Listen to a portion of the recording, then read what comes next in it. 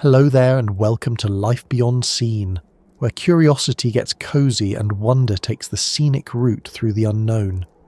Tonight, our gentle journey leads us into a place both real and dreamlike, vast enough to shape weather systems and secretive enough to still guard mysteries older than our species. Somewhere deep in South America, beyond the last villages and the final bends of muddy roads, there stretches a green expanse so immense it makes up a fifth of the world's fresh water and breathes out a fifth of its oxygen.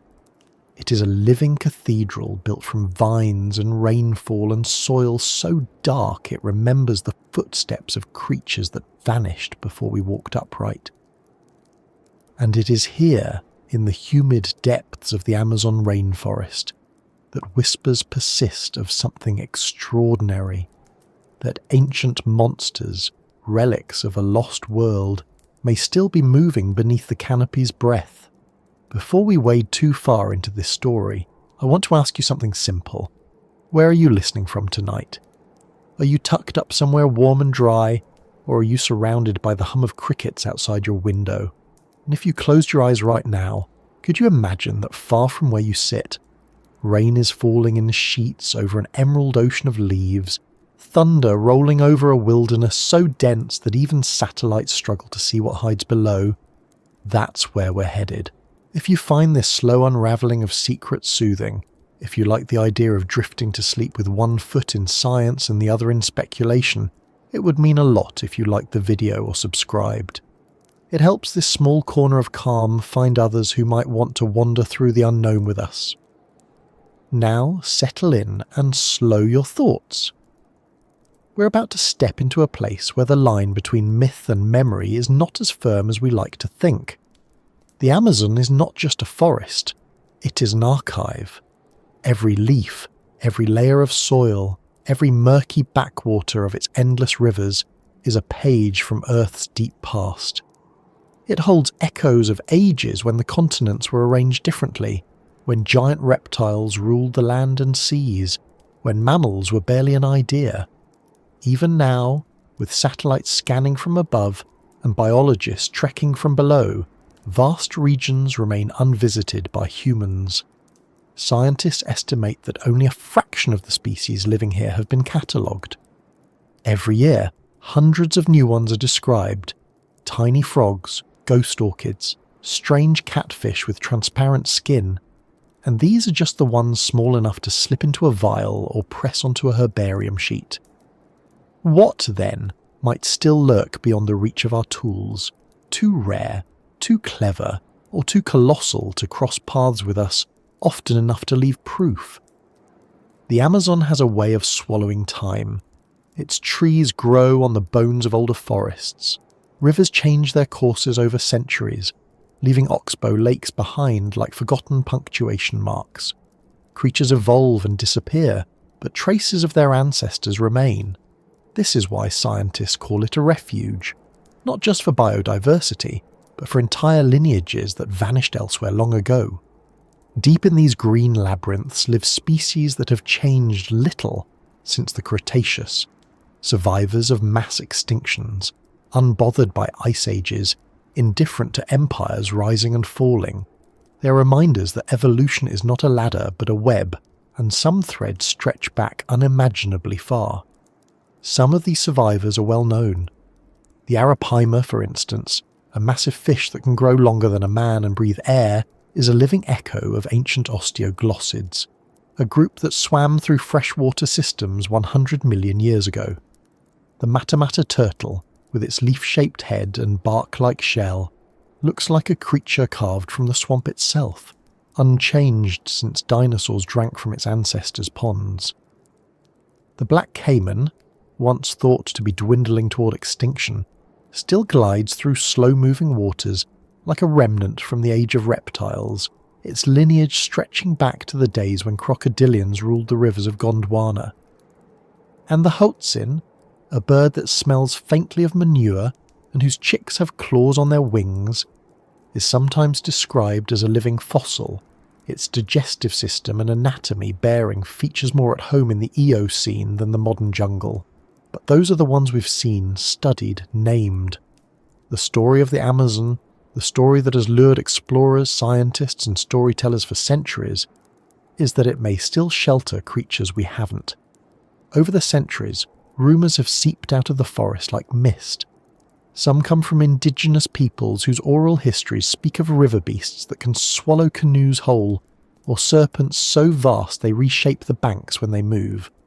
Others come from rubber tappers, missionaries, and modern researchers, all describing encounters they could not explain. Sometimes they talk of animals too large, too strange, or too old-fashioned to belong in our time.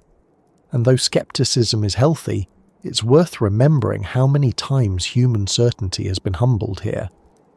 In 1907, scientists dismissed reports of a massive freshwater dolphin as folklore, until they found the Amazon River dolphin, a pink, playful creature unlike anything in textbooks.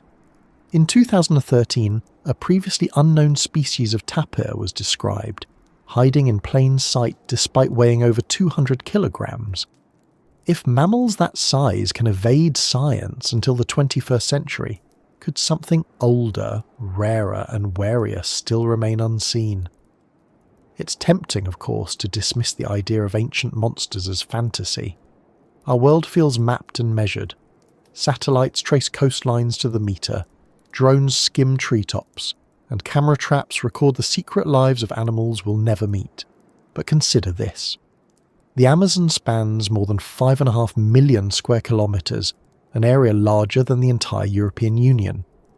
Much of it is nearly inaccessible, cut by rivers that flood and retreat with the seasons, crisscrossed by labyrinthine streams, and carpeted by forests so dense it blocks GPS signals.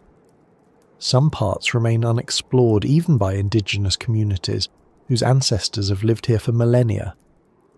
And even in places scientists visit often, the jungle is masterful at hiding. A jaguar, one of the largest cats on Earth, can move within a few meters of you without a sound. A sloth, the size of a toddler, can disappear into a single tree for weeks. If stealth is possible for these, imagine what it means for something that actively avoids us, perhaps moving at night, perhaps confined to the maze of flooded forests that few people enter. And then there's time. Not the time on your clock, but the deep time of evolution. The Amazon as we know it is ancient, but its rivers and floodplains are older still. Long before humans walked its shores, this basin was part of a massive inland sea. Before the Andes rose, its waters flowed west into the Pacific. Before the continents settled into their current shapes, it was part of a continuous swath of rainforest stretching across Gondwana. The creatures that lived here evolved with this shifting landscape. Some vanished as the world changed, but others adapted and persisted, shrinking, hiding, moving deeper into the green. When paleontologists dig into the fossil beds of South America, they find evidence of monstrous creatures, giant crocodilians like Purosaurus, snakes like Titanoboa stretching over 12 meters long, predatory birds taller than a man. Most are long gone, but not all disappearances are as final as they seem. Coelacanths were believed to have gone extinct 66 million years ago until a living one surfaced off the coast of South Africa in 1938. Monoplacophorans mollusks vanished from the fossil record for hundreds of millions of years, before one was dredged up from the deep sea in the 1950s. Nature has a habit of surprising us with survivors. That possibility, that somewhere, somehow, a relic of the ancient world might still breathe under Amazonian skies, is what fuels the stories we're about to follow. Some speak of creatures with jaws broad enough to crush canoes, of birds with wingspans that blot out patches of sky, of serpents thicker than oil drums sliding silently through blackwater channels. Others tell of beings harder to categorize, neither myth nor mammal, neither fish nor legend, but something in between. These stories can sound fanciful, even absurd, but they are part of a pattern older than science itself. Humans have always listened for echoes of the past in the present, always sought the things that hide beyond our certainty. And in the Amazon, where visibility is measured in meters and silence can last for days, those echoes feel especially loud. It's worth pausing here to think about how we define a monster. The word carries drama, but in its older sense it simply meant something that warns or shows, a sign, a portent, a creature outside the familiar. By that definition, the Amazon is full of monsters, from ants that farm fungi to fish that discharge electricity strong enough to knock down a horse. And perhaps the monsters that concern us tonight are not the stuff of horror films, but the living reminders of Earth's deep past. They may not roar or rampage, they may not even notice us. But if they exist, they would be proof that the boundary between then and now is thinner than we think.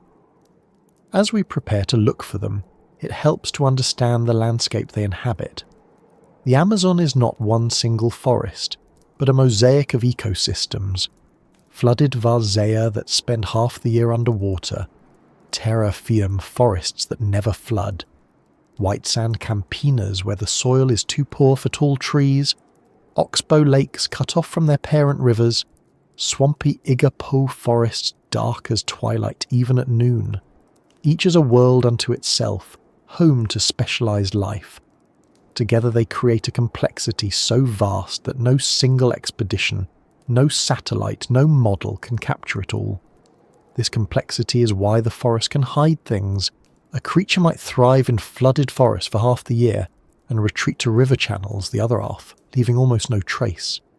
It might follow the migrations of fish or fruiting trees, appearing only where and when food is abundant. It might live deep beneath the surface of a river, surfacing only at night, and only briefly. In a place this large and intricate, absence of evidence is not evidence of absence. Our relationship with the unknown in places like this is complicated. Science demands proof. Bones, photographs, DNA. Without them, claims remain speculation. But speculation is often where discovery begins. Many of the species now formally described were once dismissed as legends. The okapi was a mythical forest zebra before it was photographed in the Congo. The giant squid was a sailor's story before its carcasses washed ashore. Even the mountain gorilla was once considered a traveller's tale. The Amazon has had its share of such shifts, and though some stories have faded, others persist, stubborn and insistent generation after generation. They refuse to die not because people are gullible, but because they are rooted in consistent, repeated experiences. Footprints too large to match known species, ripples on rivers too wide to be fish, shadows in the canopy that defy identification. The truth, as always, likely lies somewhere between myth and dismissal. The Amazon is a realm of extremes as biodiversity, size, complexity, and in such realms our certainties often shrink. What seems impossible elsewhere is merely improbable here, and improbability is not impossibility.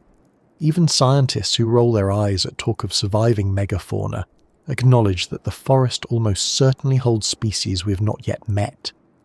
Some might be small and unremarkable, some might be larger, more dramatic.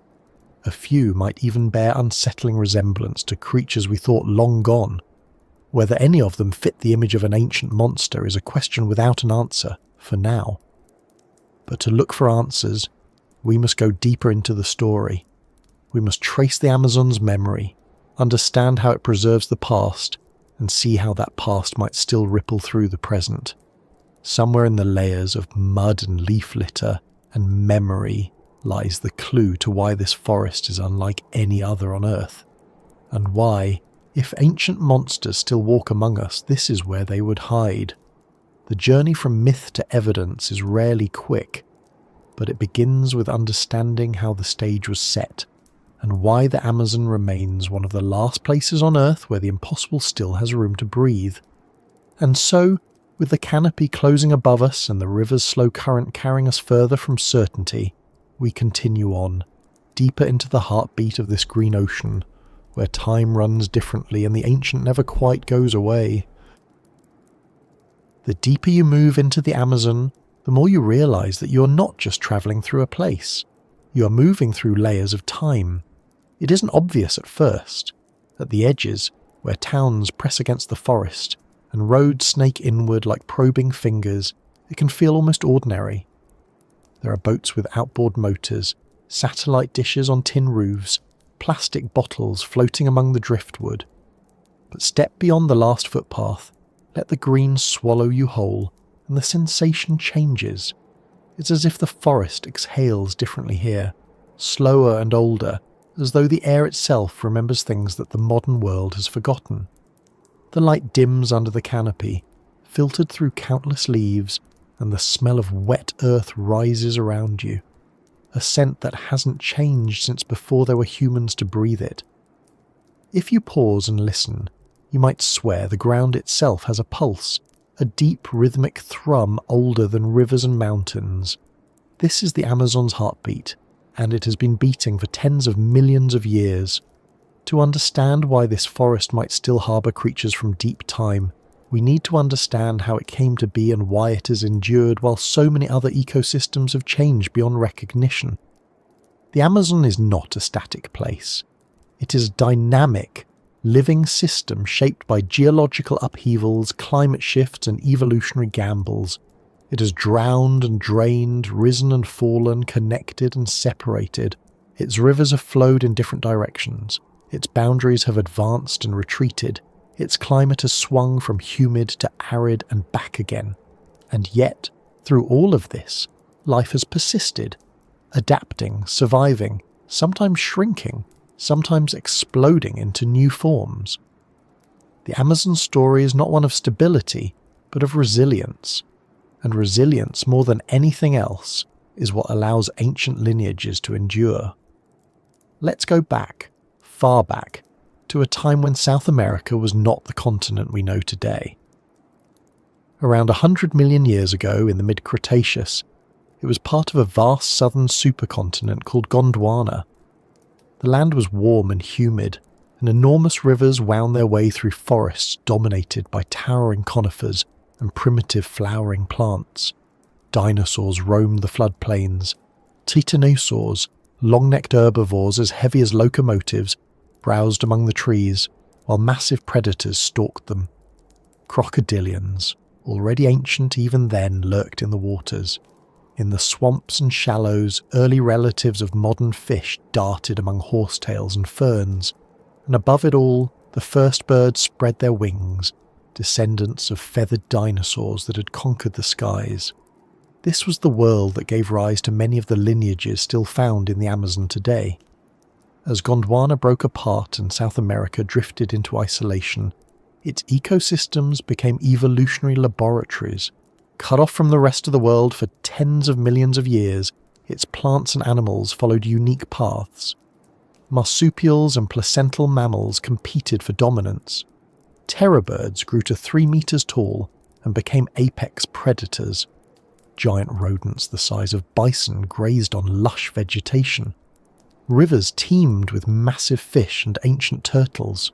Snakes grew to lengths that would make modern anacondas seem modest.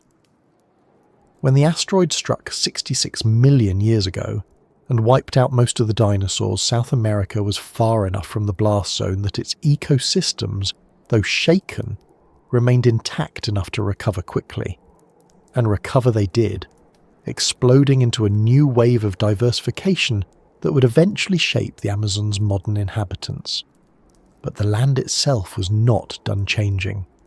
Around 23 million years ago, the Andes began to rise. These towering mountains, born from the collision of tectonic plates, reshaped the continent.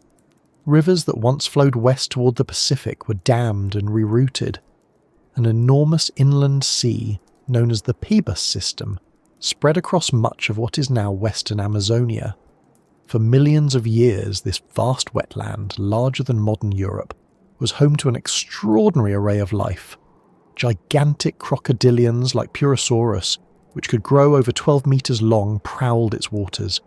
Enormous turtles with shells wider than a dining table basked on its banks. Fish species that would later evolve into today's arapaima swam in its depths, and towering birds stalked the shallows, snapping up smaller animals in their powerful beaks. When the Andes rose high enough to cut off the Pebos system from the Caribbean, the inland sea gradually drained. Rivers reversed course, flowing east toward the Atlantic and carving new channels through the lowlands. Floodplains replaced wetlands, forests expanded over former lakes, and with each transformation, species adapted or vanished. Those that survived, often by retreating into refuges or shifting their ranges, carried with them the genetic memory of a world long gone. Many of today's Amazonian lineages trace their roots back to this ancient mosaic of habitats. The diversity we see now is not the result of a single, unbroken forest stretching back into prehistory, but the product of repeated cycles of upheaval and renewal, and with each cycle, remnants of the past slipped quietly into the present. This deep time perspective matters because it shows us that the Amazon has always been a bridge between eras. Its ecosystems are not relics frozen in time. They are dynamic tapestries woven from threads that began in the age of dinosaurs and continue into our own. Some of those threads have thinned but not broken. The Arapima's lineage stretches back to the early Cretaceous. The ancestors of the Halatzin were flying over Gondwana, while sauropods thundered below. Even the electric eel, whose shock can stun prey and predators alike, belongs to a group that began diverging from other fish tens of millions of years ago. These are not isolated curiosities. They are living proof that the Amazon is capable of preserving ancient life in modern form. But what about those creatures we no longer see? What about the giants of the Pampas system, or the massive snakes of the Paleocene? Could descendants of those beasts still lurk in the shadows? The idea might sound far-fetched, but evolution rarely draws clean lines between past and present. Lineages shrink, adapt, and specialize. A crocodilian lineage that once produced a 12-meter Purosaurus might, under new pressures, give rise to a species half that size, still enormous by modern standards but small enough to evade detection in remote rivers. A snake lineage that gave us Titanoboa could produce descendants still capable of growing beyond known anaconda lengths, especially in isolated or resource-rich habitats. When we speak of ancient monsters, we don't necessarily mean resurrected fossils stomping through the jungle. We mean the lingering echoes of once dominant forms, echoes that might still ripple through the green heart of the Amazon.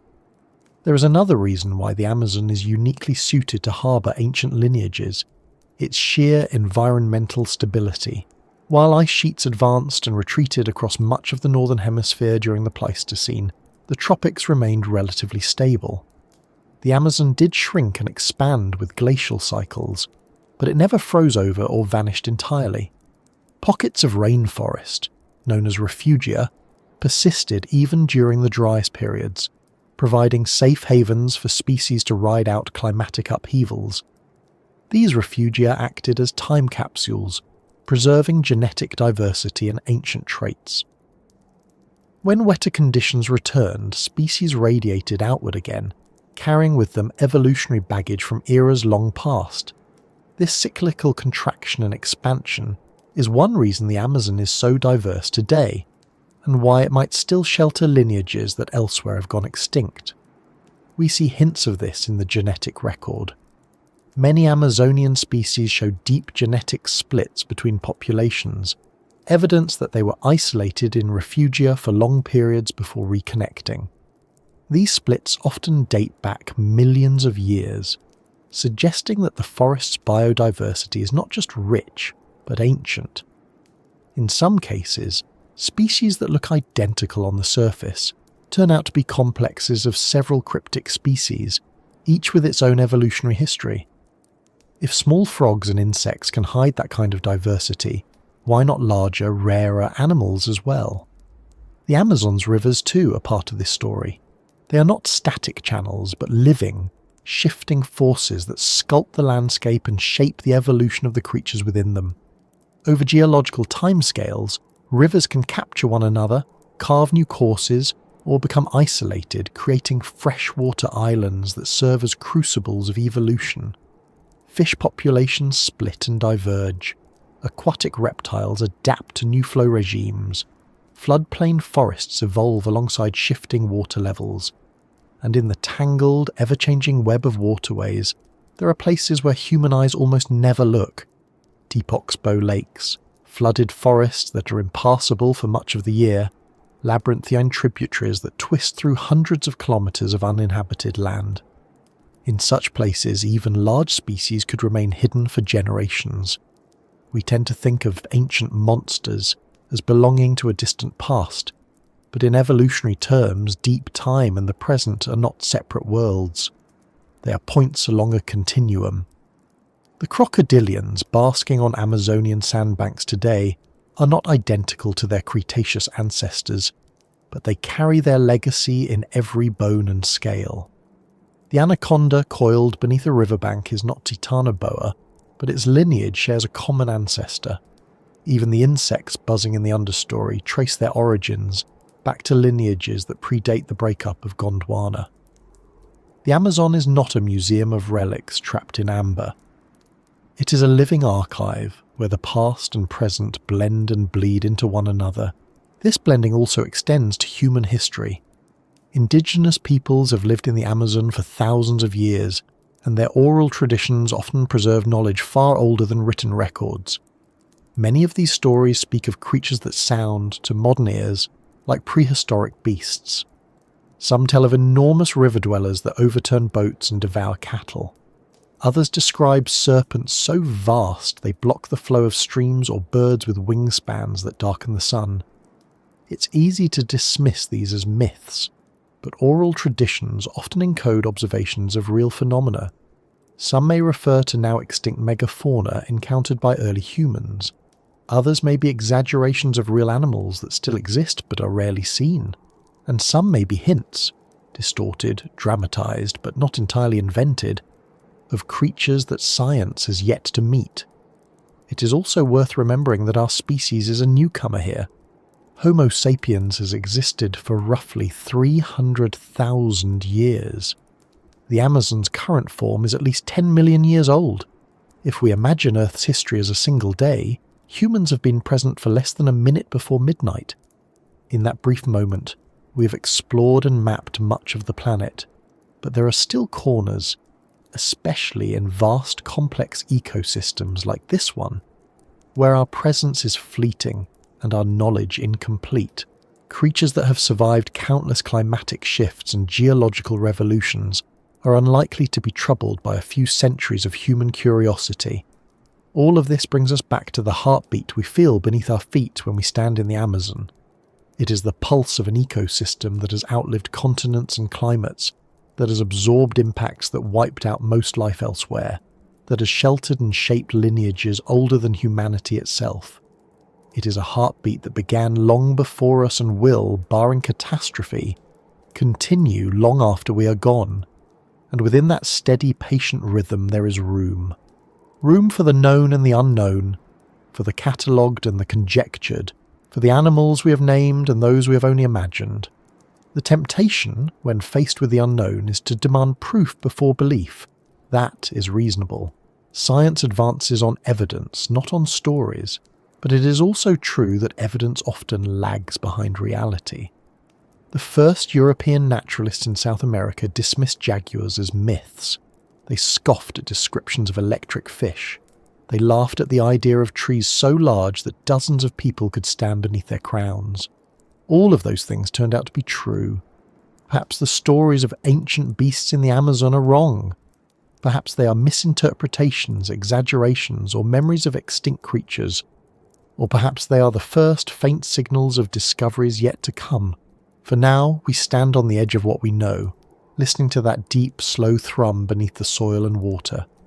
It tells us that the Amazon is not just a forest but a time machine, one that has carried life across unimaginable epochs and still hums with the potential for surprise.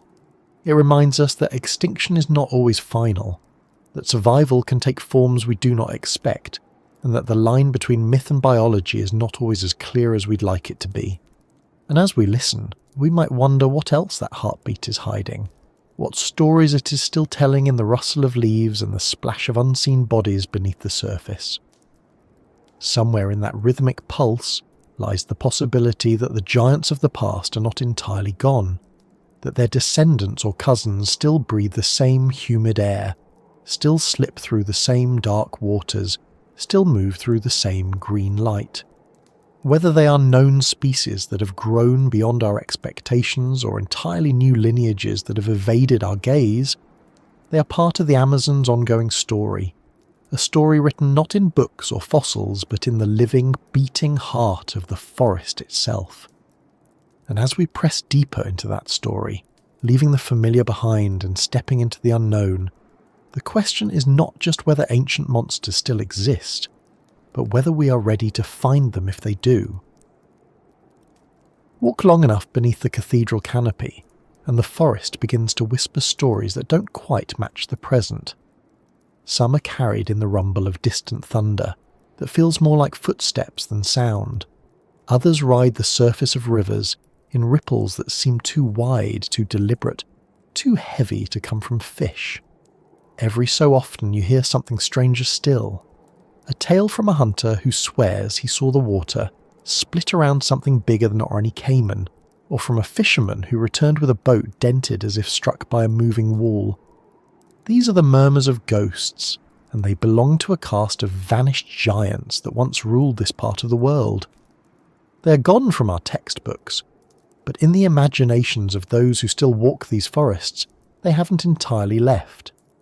Their shadows move through memory and myth, and sometimes, people say, through the green itself. The Amazon has been home to giants before.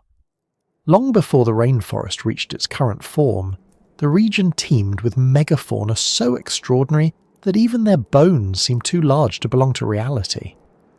The fossil record, though fragmentary in a place where humidity and acid soils conspire to erase it, offers glimpses of that lost world.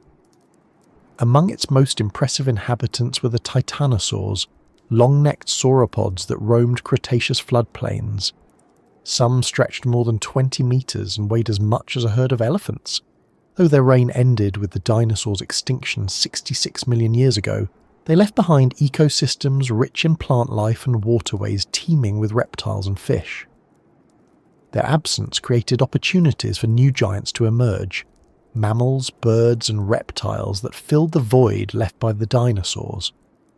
One of the most formidable was Purosaurus, a crocodilian that prowled the wetlands of northern South America during the Miocene epoch. Fossil evidence suggests that it could grow more than 12 metres long and weigh over 8 metric tons. Its skull alone stretched nearly 1.5 metres, armed with conical teeth capable of crushing the bones of giant rodents and even other crocodilians. In its time, Purosaurus was likely the apex predator of its ecosystem, ambushing prey at riverbanks and dragging them into the water with overwhelming force. Its bite force is estimated to have exceeded that of any modern crocodilian, possibly rivaling the power of the extinct marine reptiles that ruled the oceans. That such a creature once lived in the very rivers that now carry piranhas and arapaima is a reminder that the Amazon's waterways have always been places of immense and often unseen power. Purosaurus vanished about 5 million years ago, but its relatives did not. Modern black caimans and Orinoco crocodiles are distant cousins, far smaller but still formidable. Their survival hints at a lineage adaptable enough to endure vast environmental changes. If a group of crocodilians could shrink from 12-metre titans to 5-metre predators, could others have taken a different path? Could isolated populations have remained large, tucked away in remote, undisturbed waterways where food is abundant and human presence scarce? Skeptics point to the absence of bones or carcasses, but in a river system that swallows entire trees and buries them under silt within weeks, the disappearance of a dead animal is not hard to imagine. If any modern crocodilian approaches Purosaurus in size, it would almost certainly live deep in the least accessible stretches of the basin, surfacing rarely and leaving behind little more than the ripples and rumours that spark these stories. And then there were the snakes. Titanoboa, the undisputed heavyweight of the serpent world, slithered through Colombian rainforests about 60 million years ago, not far from what would become the Amazon basin. At over 12 metres long and weighing more than a ton, it was capable of constricting and consuming crocodiles. Titanoboa thrived in a hotter, wetter climate, and its disappearance is often attributed to global cooling and the ecological shifts that followed. Yet the idea of giant snakes refusing to vanish altogether has lingered stubbornly in Amazonian lore.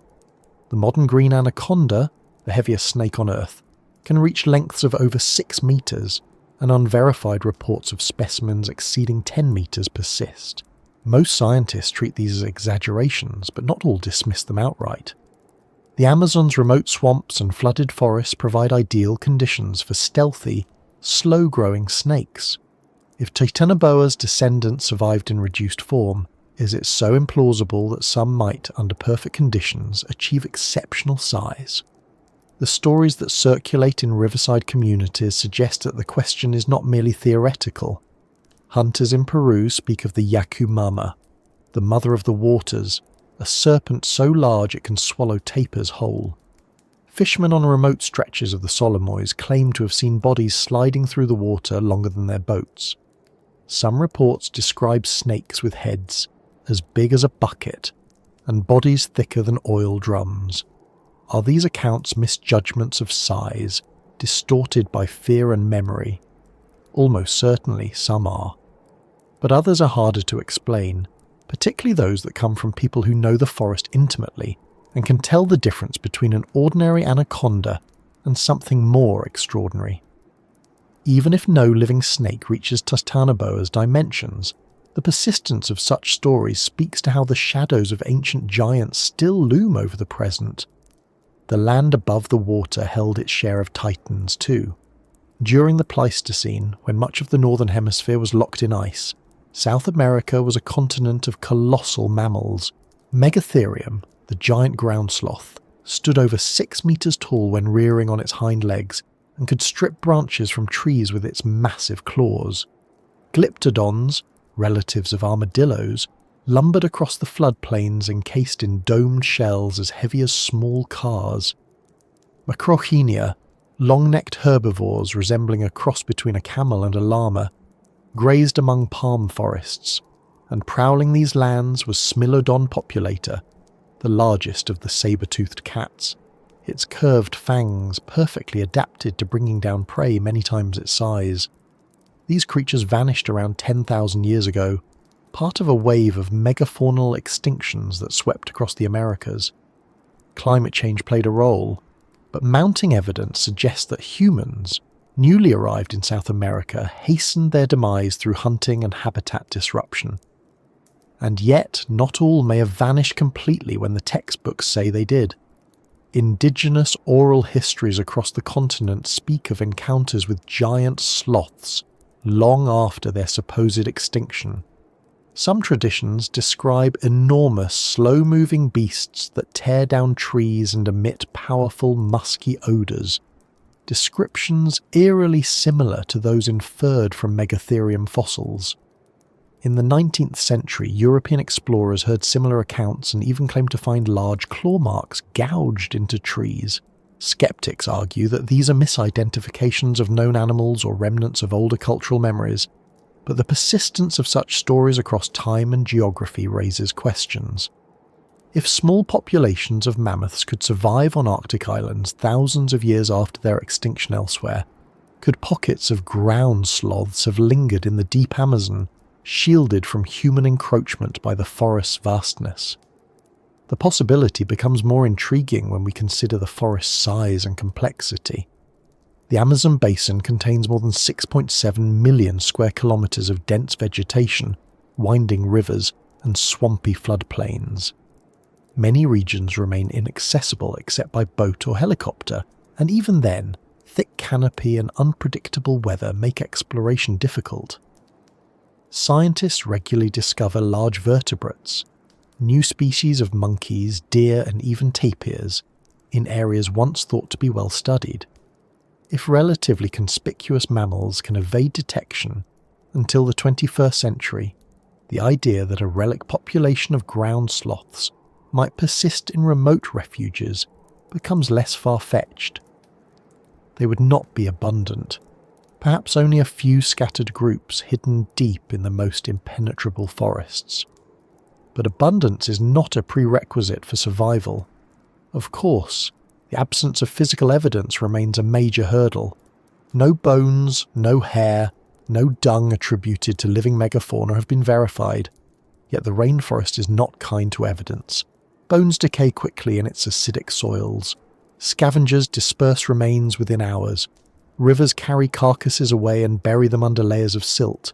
Even known species leave behind remarkably little trace. Jaguars, despite their size and power, are almost never found dead in the wild. Sloths, which are abundant, drop from trees and vanish into the undergrowth, their remains seldom recovered. If animals we know exist leave such a faint record, how much harder would it be to find proof of creatures that are rare, nocturnal, and possibly confined to regions no scientist has set foot in? Even without physical remains, the echoes of ancient megafauna persist in subtler ways. Genetic studies of modern species sometimes reveal deep divergences, suggesting the presence of undiscovered relatives. Fossil pollen and sediment cores record shifts in vegetation patterns that hint at the influence of large herbivores long after their presumed extinction. Unexplained browsing damage on certain tree species could point to herbivores larger than any currently known in the region. None of these are proof, but together they form a pattern, a faint outline of possibilities that science has not yet filled in. The ghosts of the Amazon are not confined to land and river, they also haunt the skies. During the Cenozoic, the region hosted enormous predatory birds known as Forus racids, sometimes called terror birds. These flightless hunters, some over 3 meters tall, wielded beaks capable of delivering lethal blows to prey. While they disappeared from South America several million years ago, reports of unusually large, powerful birds occasionally surface from deep forest communities. Some describe birds with wingspans larger than condors. Others speak of ground-dwelling birds taller than a man that vanish into the undergrowth before they can be approached. Skeptics attribute these sightings to misidentifications of known species, like harpy eagles or rheas, but in a region where even primates go undocumented for decades. The possibility of a surviving lineage, though remote, cannot be ruled out entirely. The interplay between fossil record, folklore, and fleeting observation creates a landscape of uncertainty that is as much psychological as it is biological. Humans are wired to seek patterns, to connect stories to evidence, to fill gaps in knowledge with speculation. In a place as vast and enigmatic as the Amazon, those instincts run wild. When a ripple breaks the surface of a moonlit river, when a tree crashes in the night with no wind to push it, when an unfamiliar sound echoes from the canopy, the imagination leaps to fill the void. Perhaps it is nothing more than a known animal behaving in an unfamiliar way. Perhaps it is a new species, a large cat, a new crocodilian, a mammal unknown to science. Or perhaps deep down, part of us hopes it is something older, something that should not still exist but somehow does. That hope is not mere fantasy. History offers enough examples of Lazarus species, organisms believed extinct that reappeared unexpectedly, to keep the door open. The coelacanth resurfaced after 66 million years. The Laotian rock rat emerged after disappearing for 11 million. The takahe, a flightless bird of New Zealand, was thought gone until its rediscovery in the 20th century. Each case reminds us that extinction is often less final than it appears, especially in remote or inhospitable habitats. The Amazon, with its vastness, complexity, and inaccessibility, is perhaps the ultimate refuge for such survivors. If the ghosts of its megafauna still linger, they could remain hidden here longer than almost anywhere else on Earth. Even scientists who reject the notion of living megafauna acknowledge that we know far less about the Amazon than we like to think. Only a fraction of its species have been described. Vast regions have never been surveyed. Many known species are based on a handful of specimens collected decades ago. Every year brings new surprises: mammals, reptiles, amphibians, fish, and every discovery underscores how much remains hidden. Against that backdrop, the possibility of larger, rarer, more elusive creatures becomes harder to dismiss outright. The weight of deep time presses on this forest. It presses in the form of ancient lineages that refuse to vanish, in the genetic echoes carried by modern species, in the shapes and behaviours that seem like holdovers from another era. It presses too in the stories people tell, stories that may be embroidered, exaggerated, even invented, but that almost always begin with something real, something seen, something felt. Whether those somethings are known animals glimpsed under strange circumstances or genuine survivors of a lost world is a question we cannot yet answer. But the fact that the question lingers, that it has lingered for centuries, tells us that the ghosts of the megafauna have not entirely faded. They remain part of the Amazon's living memory, moving through its stories and shaping the way we imagine what lies beyond the next bend in the river. The forest itself seems complicit in this uncertainty. It is a master of concealment, a place where distance is measured not in kilometres, but in hours of hacking through undergrowth, where visibility is often limited to a few metres, and where sounds travel in ways that distort their source. It is easy to lose a large animal here, easier still if that animal wants to stay hidden. And so the stories persist, the sightings trickle in, the footprints are found and dismissed and found again. They accumulate like layers of silt at the bottom of a slow-moving river, hinting at shapes we cannot quite see. Whether those shapes belong to living megafauna or to the collective imagination of those who inhabit this place is, for now, unknowable. But the Amazon's history tells us that giants are not anomalies here. They are part of its story, woven into its very fabric. Their bones may lie buried beneath the forest floor, their descendants may slide silently through blackwater creeks, their presence may linger only in the minds of those who claim to have seen them. But in all these forms, they are part of the living heartbeat of this place, a reminder that the past is never entirely gone, and that in the Amazon it may still breathe beside us. And so, as the rain thickens on the canopy, and the rivers rise with the weight of distant storms, we keep listening for those echoes. We follow the ripples, the half-glimpsed shapes, the stories told in low voices around evening fires. We do so not because we are certain of what we'll find, but because the possibility alone is enough to keep us searching. The ghosts of the megafauna are not merely relics of prehistory. They are a challenge to our assumptions, a whisper that our knowledge of the living world is still incomplete. They are in a sense the embodiment of the Amazon itself, immense, elusive, ancient, and still capable of surprising us when we least expect it. And if they are still out there, still sliding through the water or moving silently through the understory, then they are not just ghosts. They are proof that time in the Amazon does not run in straight lines, but in loops and spirals, folding the past into the present in ways that defy our tidy narratives. To follow them is to follow those loops, deeper into the unknown, and closer to understanding how the ancient and the living still intertwine beneath this endless green sky. If the forest is the Amazon's beating heart, then the rivers are its blood, endless, restless, winding through the land like arteries carrying life. They are older than the canopy, older than the soil, older even than many of the creatures that depend on them. Some began as ancient seas, others as meltwater streams born in distant mountains. Together they form a network so vast and intricate that from above, the basin looks less like land and water than a living organism, pulsing and shifting with every season. And hidden within that liquid labyrinth is a world so alien and complex that it might as well be a separate planet. It's a world where light fades into brown-green darkness, where pressure and current shape lives in ways we barely understand, and where teeth, rows upon rows of them, wait in the shadows. The Amazon's rivers and their tributaries stretch for more than 6,500 kilometres, draining nearly a third of South America and pouring more water into the ocean than the next 7 largest river systems combined. They are not just conduits of water, but ecosystems in themselves, teeming with life from surface to sediment.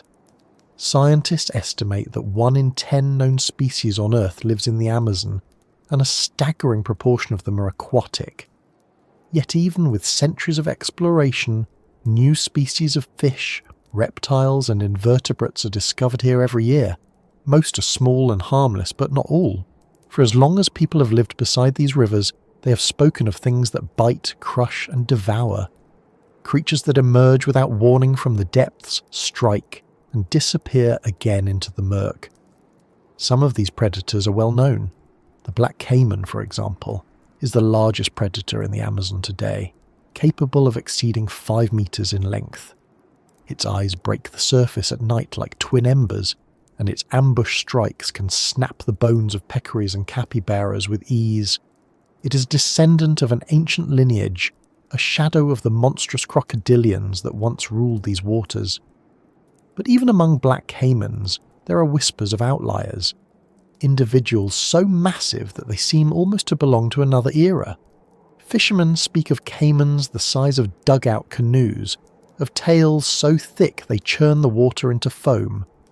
Most dismiss these as exaggerations, but the Amazon has a way of humbling certainty. If a Purosaurus once prowled here, could a lineage of its oversized descendants still linger in the remotest floodplains, rarely surfacing long enough for science to notice? Then there are the river dolphins, playful and pink, whose strange shape and behaviour have inspired both affection and superstition. The botto is no predator in the conventional sense. It feeds on fish and crustaceans, not mammals. Yet it is a reminder that even familiar creatures can defy expectations. For centuries, stories of the botto transforming into a handsome man at night have circulated among river communities, a myth born perhaps of the eerie sounds and mysterious movements these dolphins make under the cover of darkness. But beneath the stories lies something else, a hint that even the animals we think we know may have layers of behaviour and biology still hidden from us. And if a mammal can live unseen in these waters, what else might share the river with it, slipping past us in silence? It is in the depths, where light dies and the water turns cold and still, that the most unsettling possibilities lurk. The Amazon's rivers are full of predators that rarely reveal themselves. Some are small, but terrifyingly efficient. The piranha, for instance, has become almost a caricature in popular imagination, yet its reputation is not entirely undeserved. Certain species can strip flesh from bone in minutes, driven by hunger and the frenzy of the school. Most of the time they're content with scavenging or picking parasites from larger animals, but under the right conditions, low water, scarce food, injured prey, they become something else entirely. Their teeth, razor sharp and interlocking, are perfectly adapted for shearing flesh, and their bite force is among the strongest of any fish relative to body size. For a small fish, they are formidable. But stories from the forest tell of fish far larger, far more dangerous, that share their waters. The most famous of these is the Candiru atsu, sometimes called the giant candiru. Its smaller cousins are notorious for parasitizing the gills of other fish, but this larger relative, reportedly reaching lengths of over a metre, is said to actively hunt prey. Fishermen claim it launches ambush attacks on animals that enter the water, driving its teeth into flesh with explosive speed. While documented specimens rarely exceed half that size, the accounts persist, particularly from remote regions where scientific surveys are rare. Some ichthyologists suspect that multiple species may be conflated under the same name, while others wonder whether a large, undescribed predator might still swim in these waters, known only to those who share their banks. Even more enigmatic are the stories of massive catfish that haunt the deep channels of the Amazon and its tributaries. The piraquiba, a giant among freshwater fish, is one such creature. Known to reach lengths of over 3 meters and weights exceeding 200 kilograms, it is a powerful predator capable of swallowing monkeys, dogs, and other sizable animals that fall into the water. Most specimens encountered by humans are smaller, but every so often a tale emerges of something larger, a fish that dwarfs canoes, that surfaces with the bulk of a small car, that pulls entire boats downstream when hooked.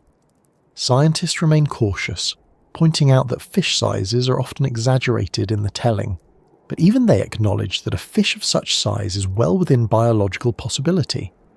Large individuals are elusive, rare, and likely confined to deep, oxygen-rich channels far from human settlement. In such places, a fish could grow for decades, unseen and unmeasured, until one day it breaks the surface and someone watching mistakes it for a monster. It is not just fish that inspire these stories. The river itself seems to breed predators that defy easy classification. Among the most persistent legends is that of the mapinguari, often described as a massive water-dwelling beast, with a mouth on its belly and a roar that shakes the trees. Most scientists consider it a myth, perhaps a cultural memory of extinct megafauna or a symbolic figure used in storytelling. Yet the consistency of the descriptions across distant communities raises eyebrows. Could it be a distorted memory of a giant sloth, or a misinterpreted encounter with an unknown aquatic mammal? Or is it simply an illustration of how the river's vastness fuels the imagination, how the things we cannot see become canvases for our oldest fears? What makes the Amazon's rivers particularly suited to hiding large predators is not just their size, but their nature. These are not clear, slow-moving streams, but dynamic, shifting systems that change character with the seasons. During the rainy months, they swell and overflow, flooding millions of hectares of forest. Entire ecosystems become submerged. Trees that once stood on dry ground now sway in dark water. Animals that lived on land adapt to life among submerged branches. Fish move into the forest to feed on fallen fruit. Predators follow them, and when the water recedes, the landscape changes again. Channels shift. Oxbow lakes form. Sandbars appear and disappear. It is a world in constant motion, and in such a world, consistency is rare, and predictability is a luxury. For an animal that wants to remain hidden, there is no better stage. Visibility is another factor. The water of the Amazon is often opaque, stained brown by tannins or milky with sediment. Light penetrates only a few centimetres in many places. Even in shallower waters, one can see little beyond an arm's length. In deeper channels, darkness is absolute. Sonar surveys reveal structures and shapes that are difficult to interpret. Large objects move beneath boats and vanish before they can be tracked. Sometimes they are submerged logs. Sometimes they are schools of fish, and sometimes the readings defy easy explanation. Without visual confirmation, science hesitates to speculate. But to those who live along the rivers, such anomalies are simply part of life. Reminders that the water is full of things we have yet to understand. There is a curious parallel between these waters and the deep ocean. For centuries, the sea was believed to be empty below a certain depth, too dark and cold to support life. Then submersibles revealed ecosystems thriving in total darkness, complete with predators unlike anything we had imagined. The Amazon's rivers are shallower but no less mysterious. They carve channels deeper than skyscrapers are tall, plunge into caverns and crevices that no diver can reach, and hide their secrets beneath layers of silt that build up year after year. If unknown predators live anywhere on Earth, these are the kinds of places they would choose. Even the creatures we do know are not always fully understood. Arapaima, for example, has been known to science for nearly 2 centuries, yet only recently have researchers realised that what was once thought to be a single species is actually several. Some grow longer, some mature faster, some inhabit specific regions. These fish, which can exceed 2.5 meters in length and weigh more than 200 kilograms, breathe air and can leap from the water to capture prey. Their scales are so tough that even piranha teeth cannot penetrate them, and yet, despite their size and importance, they remain poorly studied in many parts of their range. It is a humbling reminder that even conspicuous giants can elude our full understanding. If we know so little about the giants we can catch, how much less do we know about those we have never seen? This gap in knowledge is not just academic, It shapes how we interpret what people report. A fisherman who sees something huge rise from the water may not know whether it is a piraiba, a caiman, or something else entirely. A villager who hears a splash in the night may not distinguish between a hunting dolphin and a striking predator.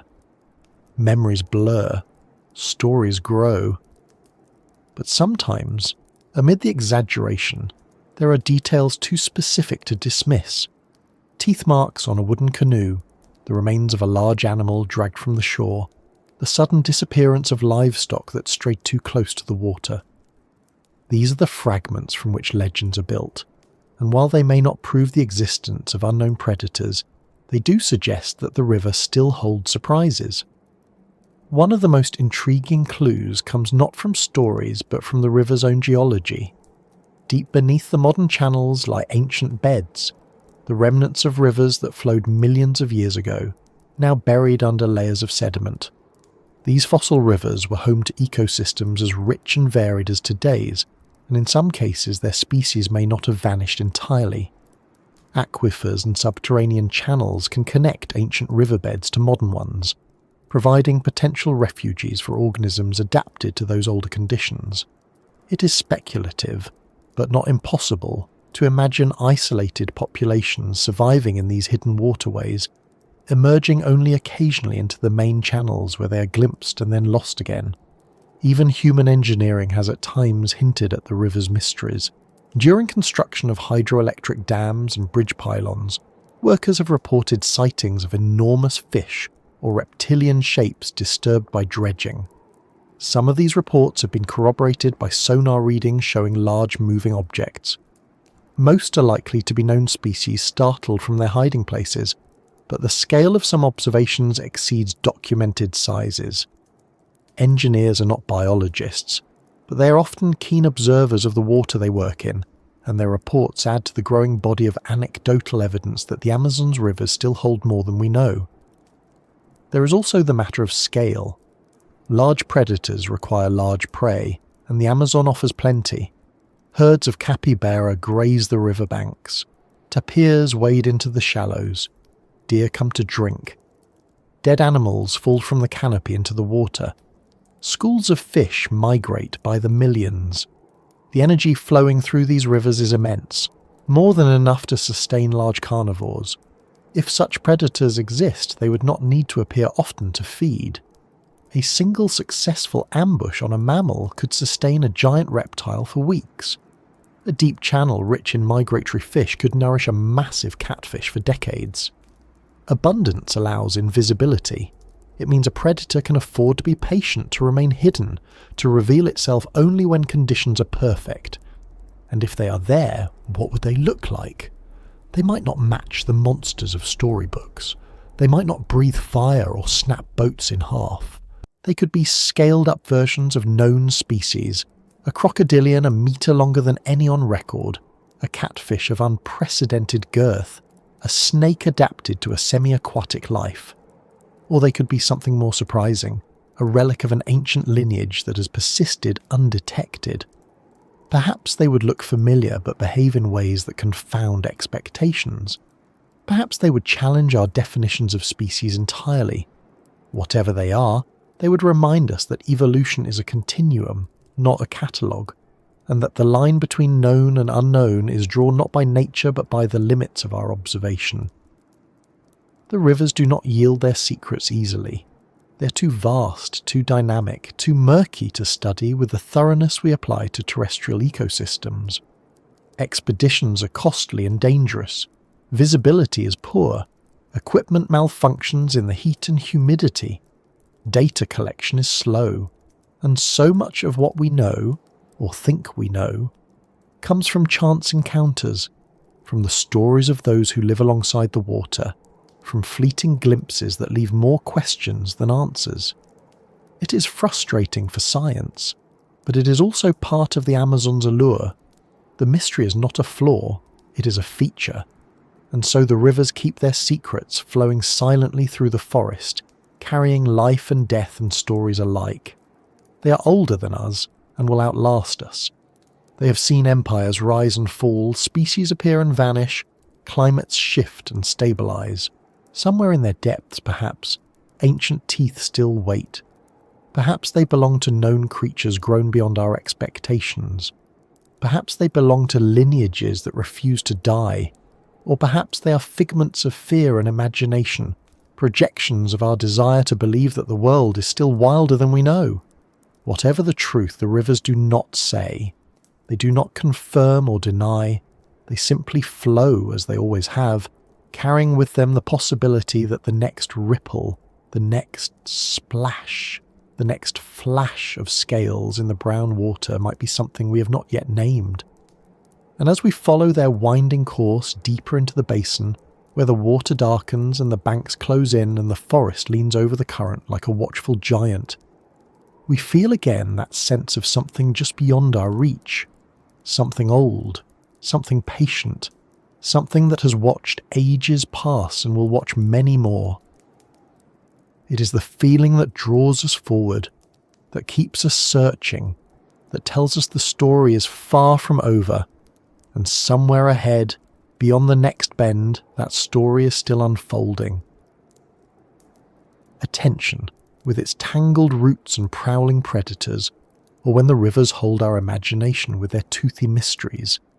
But if you lift your gaze upward, past the vines and bromeliads and shafts of filtered light, you'll find a domain as rich and ancient as any swamp or flood plain. Here, branches serve as highways, leaves as launch pads, and air currents as invisible roads. And it is here, in this vertical wilderness, that the strangest stories of all begin to stir. Stories of wings too wide, cries too deep, and shadows that don't quite fit with what we know. Some say they are birds, some insist they are something else entirely. Whatever they are the feathered phantoms that haunt the Amazon sky. Birds have been part of this land story for longer than there has been a rainforest to speak of. Their ancestors took to the air in the wake of the dinosaurs' fall, evolving into countless forms that filled the skies of every continent. In South America, isolation turned the continent into a crucible for avian innovation. Some lineages shrank and specialized, becoming nectar-drinking hummingbirds or canopy-hopping antbirds. Others grew large and formidable, abandoning flight entirely in favor of power and speed on land. Among the most fearsome of these were the Forus racids, the so-called terror birds, standing as tall as a man and armed with hooked beaks capable of delivering bone-shattering blows. They stalked the grasslands and forests of ancient South America for millions of years. For much of the Cenozoic, they were apex predators, filling the role that big cats would later claim. They are gone now, or so we believe, but their reign left an imprint on the land and on the imaginations of those who walk it. Even after the terror birds vanished, the skies above the Amazon remained home to impressive and sometimes intimidating flyers. The harpy eagle, one of the largest and most powerful raptors in the world, still patrols these forests, capable of snatching a monkey from a branch in a single, devastating strike. With a wingspan of over 2 meters and talons larger than a grizzly bear's claws, it is a predator straight out of prehistory, a living reminder of the power birds once wielded on this continent. But even the harpy, for all its size and ferocity, pales in comparison to some of the stories whispered among those who live deep in the basin. Stories of birds far larger, far stranger, and perhaps far older. There are tales of creatures whose wings cast shadows that stretch across entire clearings, whose cries roll like thunder through the canopy. Hunters speak of silhouettes passing silently across the moon, broader and heavier than any eagle. Fishermen tell of massive birds swooping low over rivers, snatching fish the size of small dogs. Elders in remote villages recount stories passed down for generations about feathered giants that descend in storms and vanish just as quickly. Some of these accounts come from people who know the forest intimately, whose lives depend on telling one animal from another. When they say something did not match anything they had seen before, it gives even the most skeptical biologist pause. Skeptics have explanations, of course. Many sightings are likely misidentifications, a harpy seen from an unusual angle, a vulture carried on strong thermals, or a group of birds flying in formation that appears as a single massive shape. But not all accounts fit neatly into those explanations. Some describe proportions that don't match any known species. Bodies too large relative to the wings too broad for their length, movements too slow for their apparent size. Others include behaviours no documented bird exhibits, like gliding silently for long distances through dense canopy or perching in ways inconsistent with known raptors. The details are rarely consistent, but they recur often enough to fuel speculation that perhaps, just perhaps, we have not catalogued every avian inhabitant of this vast forest. It would not be unprecedented. Ornithology is full of rediscoveries and surprises. The ivory-billed woodpecker, long thought extinct, continues to generate credible, though unconfirmed sightings in North American swamps. The Madagascar pochard vanished for decades before a small population was found on an isolated lake. New species of antbird, hummingbird and even owl are described from the Amazon every year, many of them cryptic species that had gone unnoticed within known populations. Most of these are small, but the principle holds. The sky can still hold secrets, even ones with feathers. The fossil record provides another reason not to dismiss the possibility of large, undiscovered birds. During the Miocene, South America hosted not only terror birds, but also enormous vultures and condors with wingspans rivaling those of modern albatrosses. These giants exploited the continent's open spaces and abundant carrion, soaring on thermal currents for hours without flapping. As forests expanded and climates changed, they vanished, or so the story goes. But could some lineage have adapted to life above or within the forest, shrinking slightly but retaining impressive size? Could some relative of those ancient vultures still circle above the canopy, descending only rarely into view? Even modern birds hint at such possibilities. The Andean condor, with a wingspan exceeding 3 meters, is among the largest flying birds alive today. It ranges widely across South America, often far from human settlement. Yet its presence in the Amazon basin itself is poorly understood. Occasionally individuals are spotted near forest edges, raising the question of whether a population might range deeper into the basin than we realise.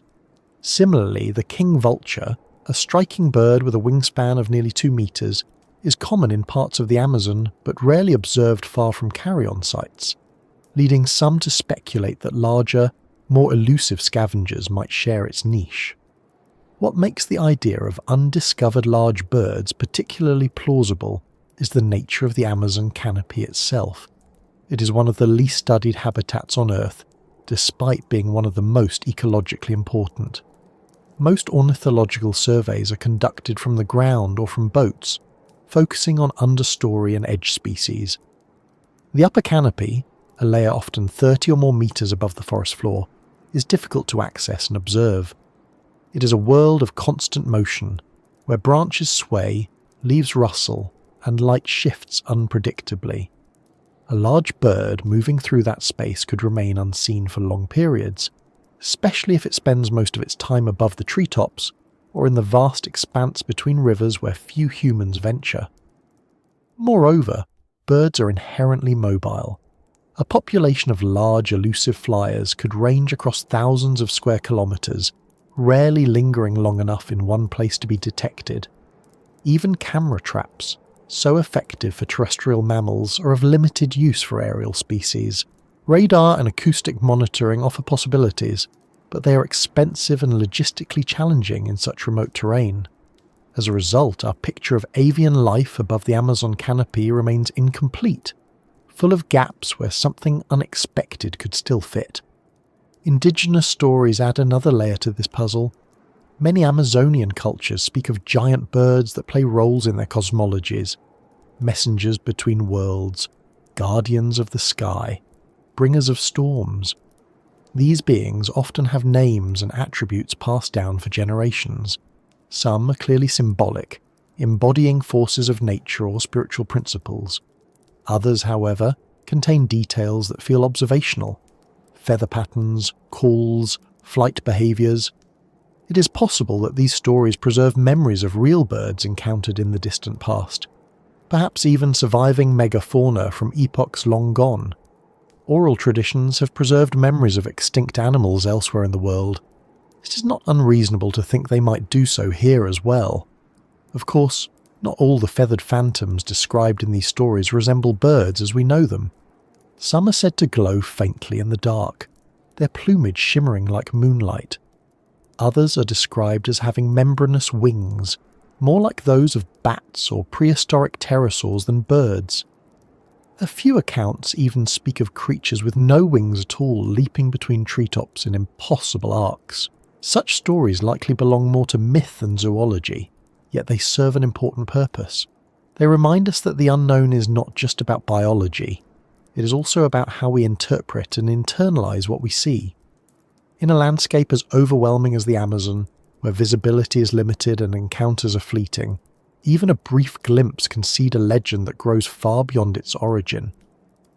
What is striking is how many of these stories share a common theme: scale.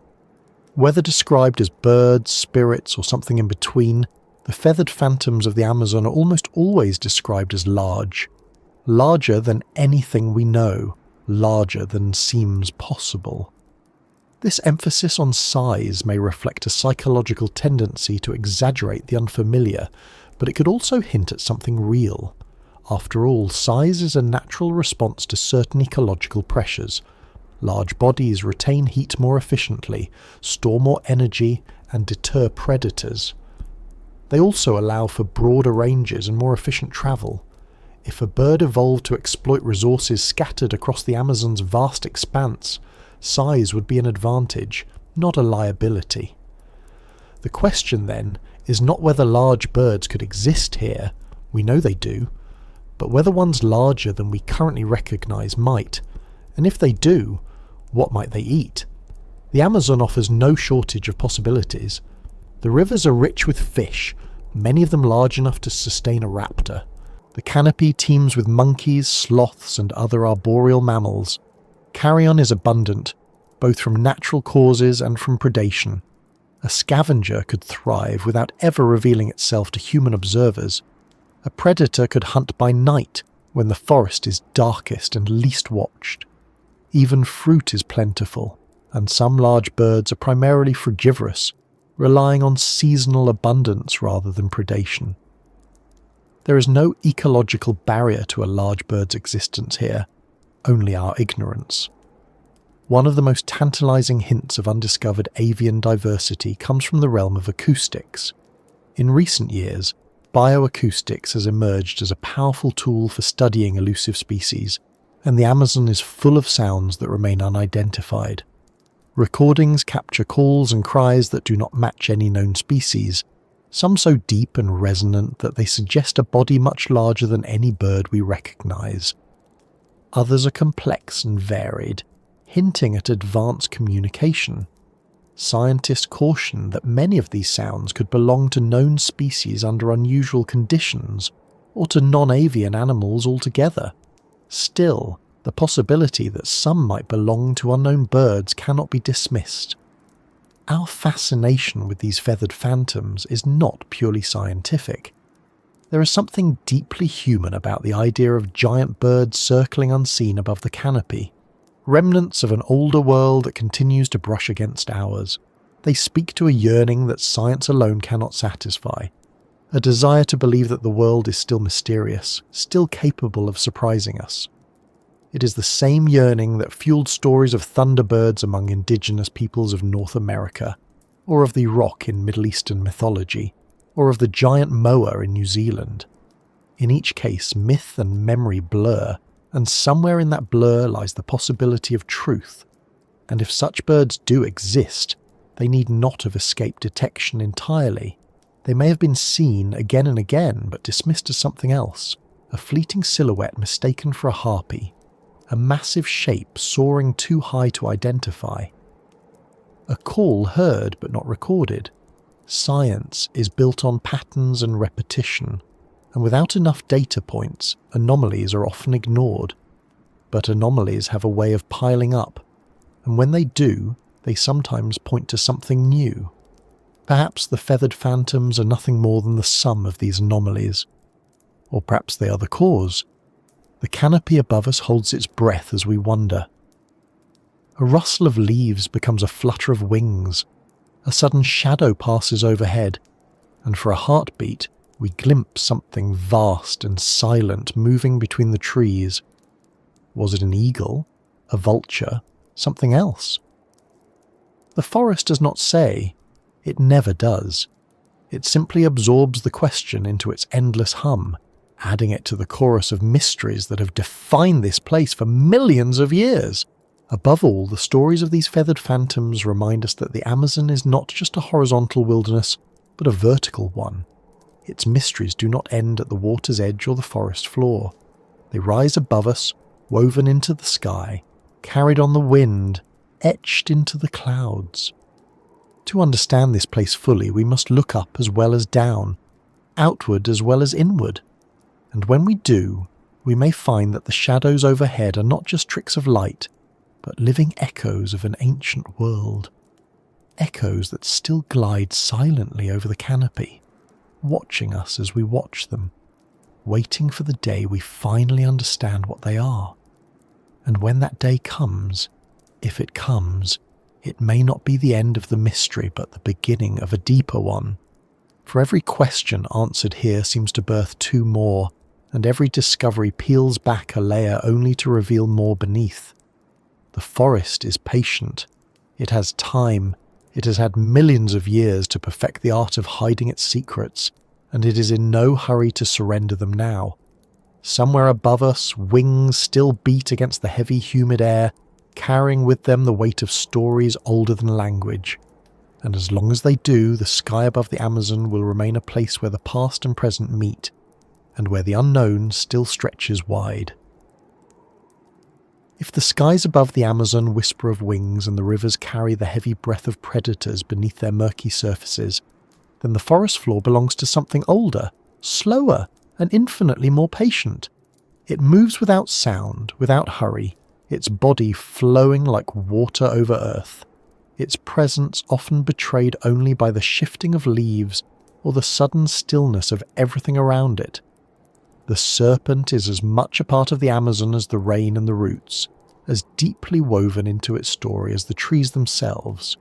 And in these forests, serpents are not just snakes. They are living symbols of time itself, ancient, enduring, and capable of surviving in forms that have barely changed since before mammals ruled the land. Snakes have slithered through South America for tens of millions of years. Their ancestors emerged in the age of the dinosaurs, and by the time the great reptiles vanished, serpents were already accomplished predators, adapting to fill ecological niches from the treetops to the water's edge. In the Amazon they found paradise, a warm, wet, densely vegetated world brimming with prey and full of places to hide.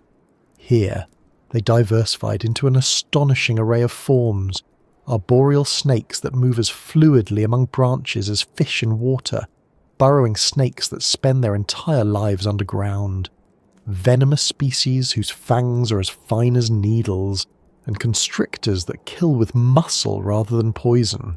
Among these, one stands out above all, the anaconda, a serpent that seems to have stepped straight out of the prehistoric past. The green anaconda is the heaviest snake alive today, and among the longest. Females, which grow larger than males, routinely exceed 5 meters and have been recorded at lengths of over 6. Their girth is astonishing. A large individual can weigh over 200 kilograms, its body as thick as a man's torso. Anacondas are perfectly adapted to life in the Amazon's rivers and swamps. Their eyes and nostrils are positioned on top of their heads, allowing them to breathe and watch while almost entirely submerged. They're ambush predators, lurking in shallow water and lunging upward to seize prey that comes to drink. Their menu includes capybaras, caimans, deer, and even the occasional jaguar. Once caught, prey is subdued by constriction, crushed by the relentless tightening of coils until blood can no longer flow. To encounter a green anaconda in the wild is to meet something that feels profoundly ancient. Its movements are slow and deliberate, its strength overwhelming, its patience endless. It is an animal that has no need to hurry. It does not chase, it waits. It is in every sense a creature shaped by time rather than speed, by evitability rather than violence. And it is in animals like this that we catch glimpses of what once was, echoes of titans that ruled these lands long before humans appeared. The most famous of those titans was Titanoboa, the largest snake ever known. Discovered in Colombia's Cerrejón coal mines, Titanoboa lived about 60 million years ago, when South America was hotter and wetter than it is today. It stretched over 12 meters in length and weighed more than a ton, large enough to crush crocodilians and swallow them whole. Titanoboa thrived in a world where the climate allowed reptiles to grow to sizes unimaginable today, and its disappearance is often attributed to global cooling that followed the Paleocene. But extinction is not always abrupt. Lineages adapt, shrink, and persist.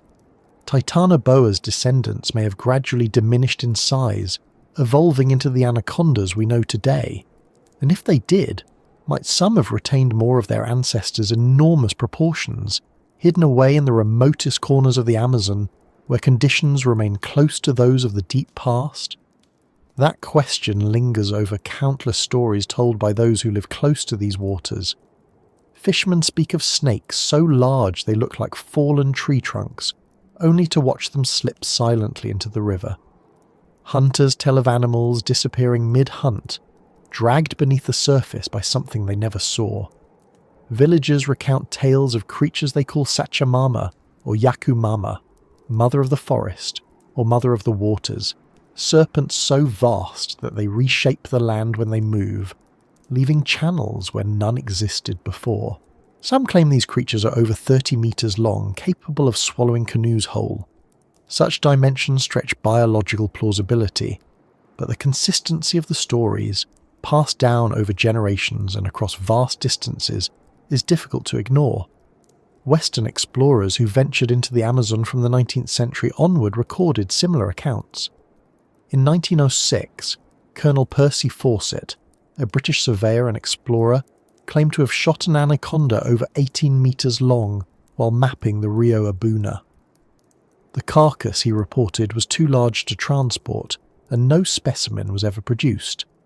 Zoologists dismissed his estimate as exaggeration, yet Fawcett was not alone. Other travellers described seeing immense serpents coiled on riverbanks, their size dwarfing anything recognised by science. Most such reports are anecdotal and unverifiable, but they have accumulated over more than a century, forming a body of folklore that refuses to fade. Biologists, for their part, are cautious. Extraordinary size claims are often based on misjudged distances or distorted memories. A snake partially submerged in water, seen through vegetation, can appear far larger than it is. A large individual stretched out in the open might seem longer than its true length due to perspective. And human tendency toward exaggeration, especially in retellings, inflates numbers over time. Yet even if these accounts overstate the truth, they hint at something important. The Amazon likely holds anacondas larger than any formerly documented. Specimens over 8 meters may be rare but possible. A 10-meter individual, while extraordinary, is not outside the realm of biological feasibility.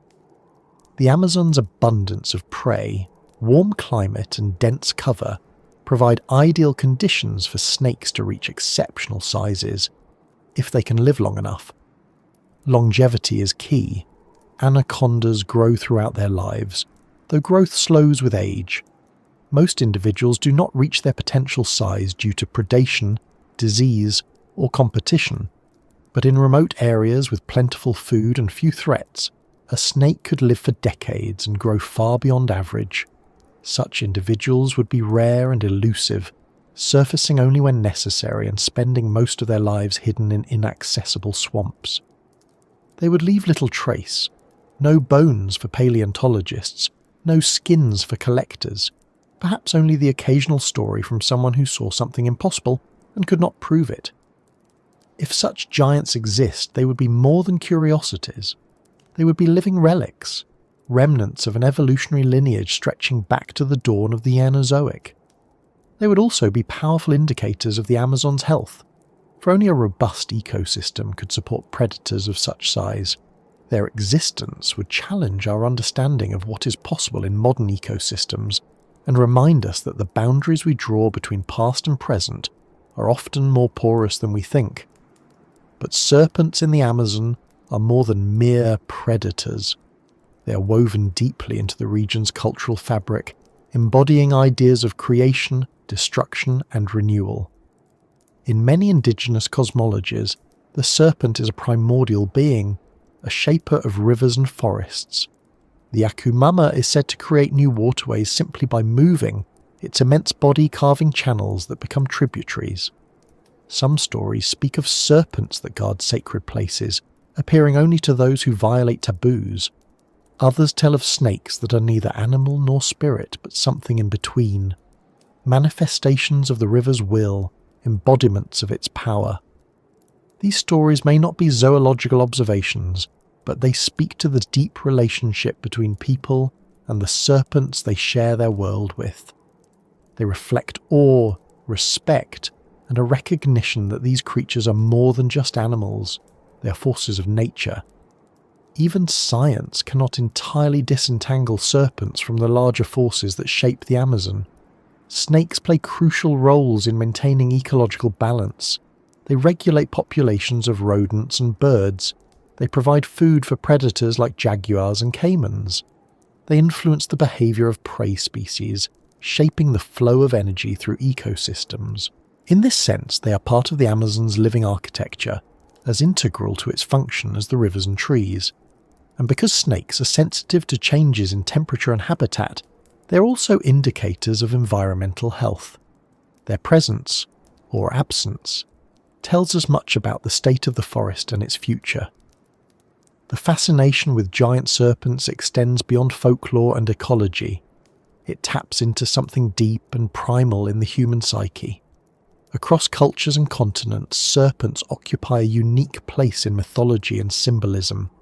They are creators and destroyers, healers and killers, symbols of wisdom and chaos.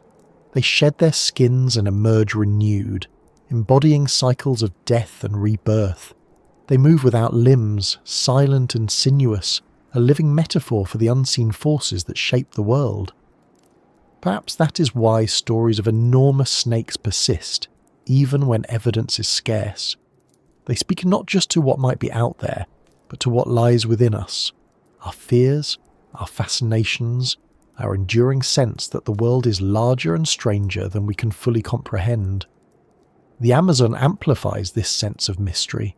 Its scale, complexity, and inaccessibility blur the line between reality and possibility.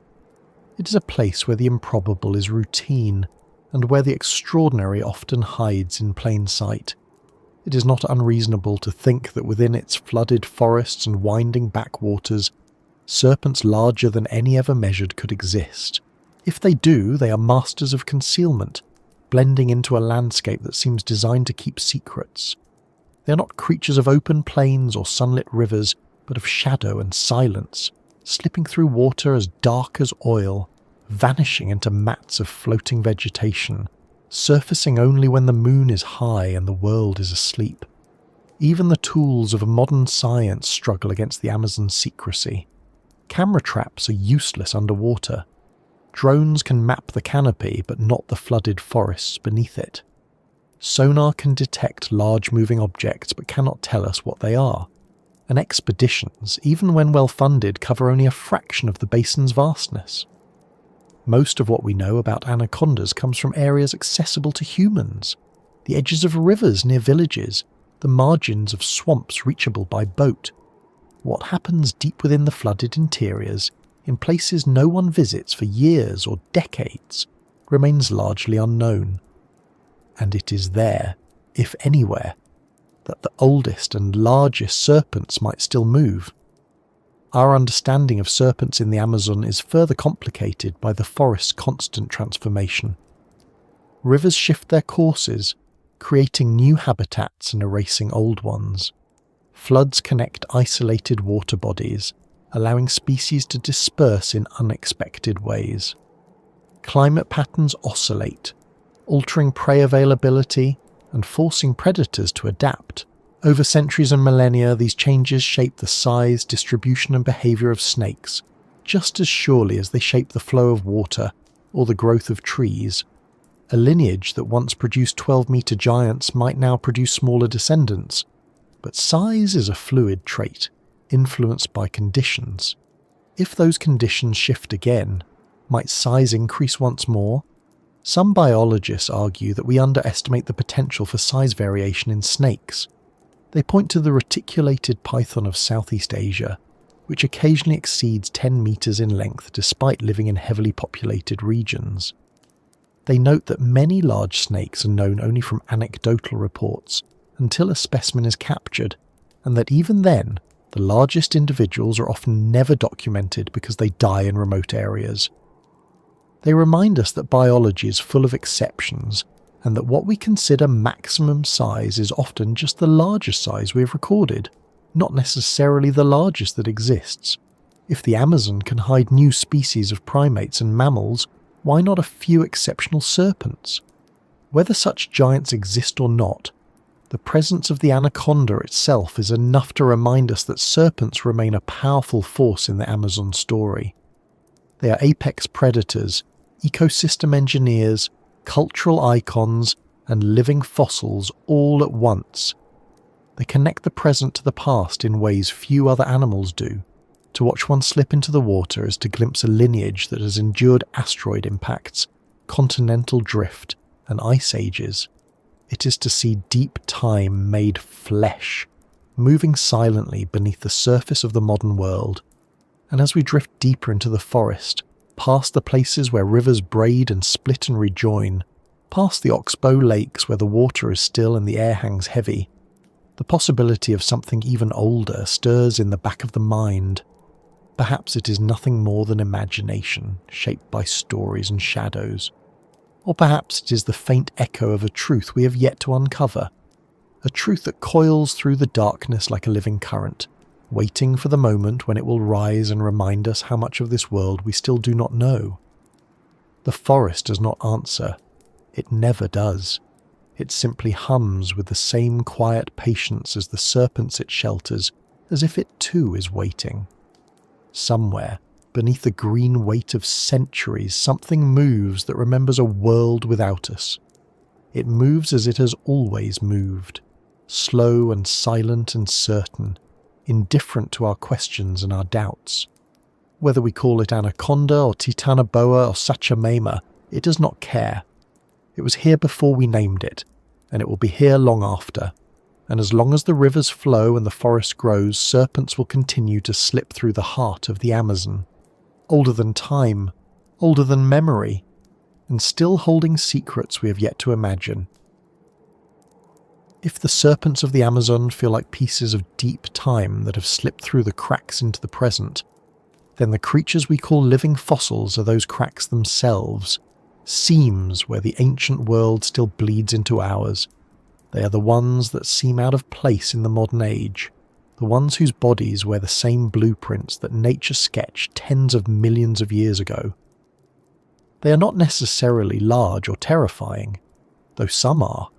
Their power lies in their persistence, in their refusal to change when everything around them has shifted and evolved. They are proof that evolution does not always move forward in leaps and bounds. Sometimes it simply pauses, finding a form so well suited to survival that no further revision is needed. And nowhere is this quiet continuity more visible or more haunting than in the tangled, humid labyrinth of the Amazon. The idea of a living fossil is not a formal scientific category but a metaphor. It refers to organisms that closely resemble ancient ancestors known from the fossil record, whose basic body plans have remained largely unchanged over vast stretches of time. They are not frozen relics but survivors, species that have weathered mass extinctions, climate shifts and the rearrangement of continents.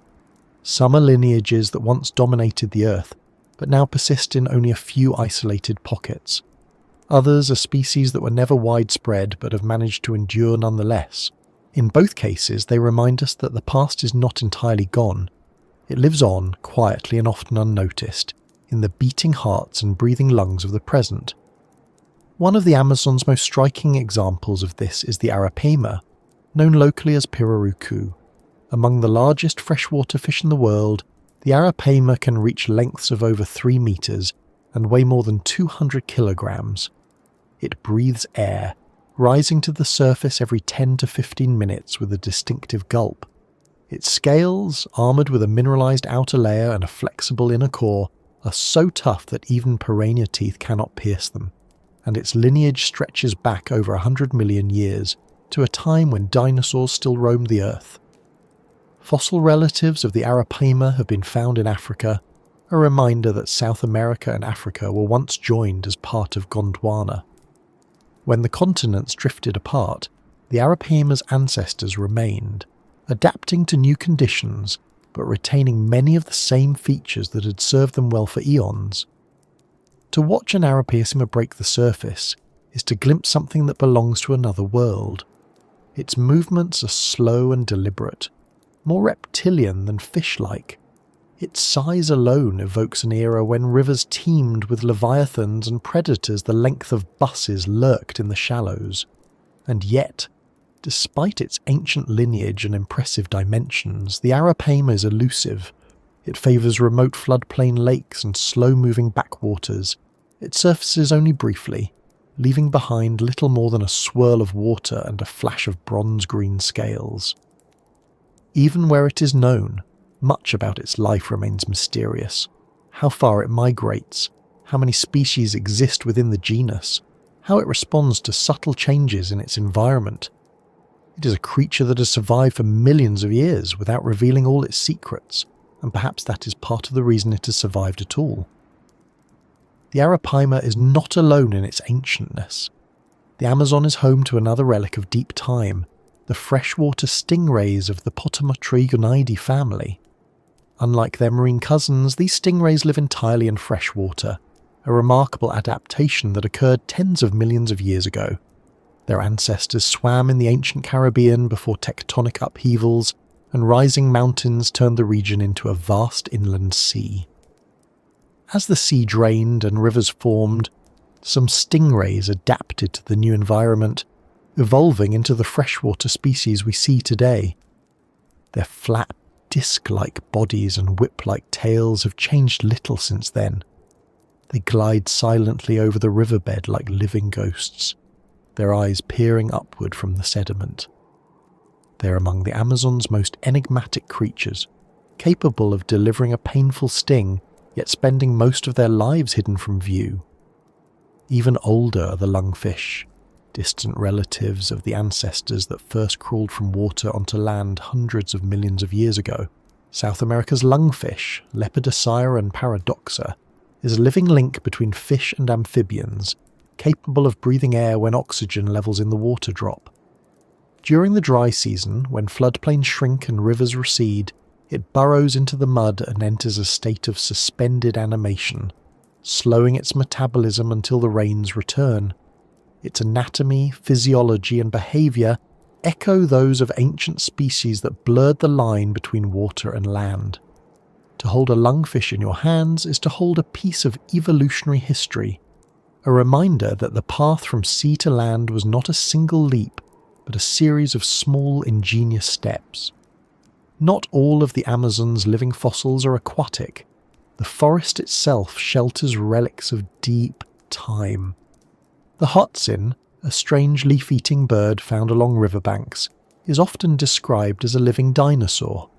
Its chicks are born with claws on their wings, which they use to climb branches before they can fly, a trait reminiscent of the earliest birds that evolved from small theropod dinosaurs. Adults ferment vegetation in a specialised stomach, more like a cow than a typical bird. Its lineage is ancient and mysterious, its closest relatives uncertain. Some scientists believe it diverged from other birds tens of millions of years ago, retaining primitive features that have long since vanished from its cousins. Its presence in the Amazon is a reminder that evolution does not always follow a straight line. Sometimes it loops back on itself, preserving ancestral traits in unexpected ways. The Amazon's turtles, too, speak of deep time. The Matamata turtle, with its flattened, leaf-like head and long snorkel-like snout, looks more like a creature from the Permian than the present. Perfectly adapted for ambush, it lies motionless on the riverbed, snapping up fish with lightning speed when they swim too close. Its ancestors swam the waters of South America tens of millions of years ago, and its basic design has remained largely unchanged ever since. So too has the South American river turtle, Podocnemius expansa, whose lineage dates back to the days of the Pebas system, the vast inland sea that once covered much of the Amazon basin. These turtles survived the draining of that sea, the rise of the Andes, the cooling of the planet, and the arrival of humans. They have outlasted predators and competitors alike, not through speed or strength, but through patience and persistence.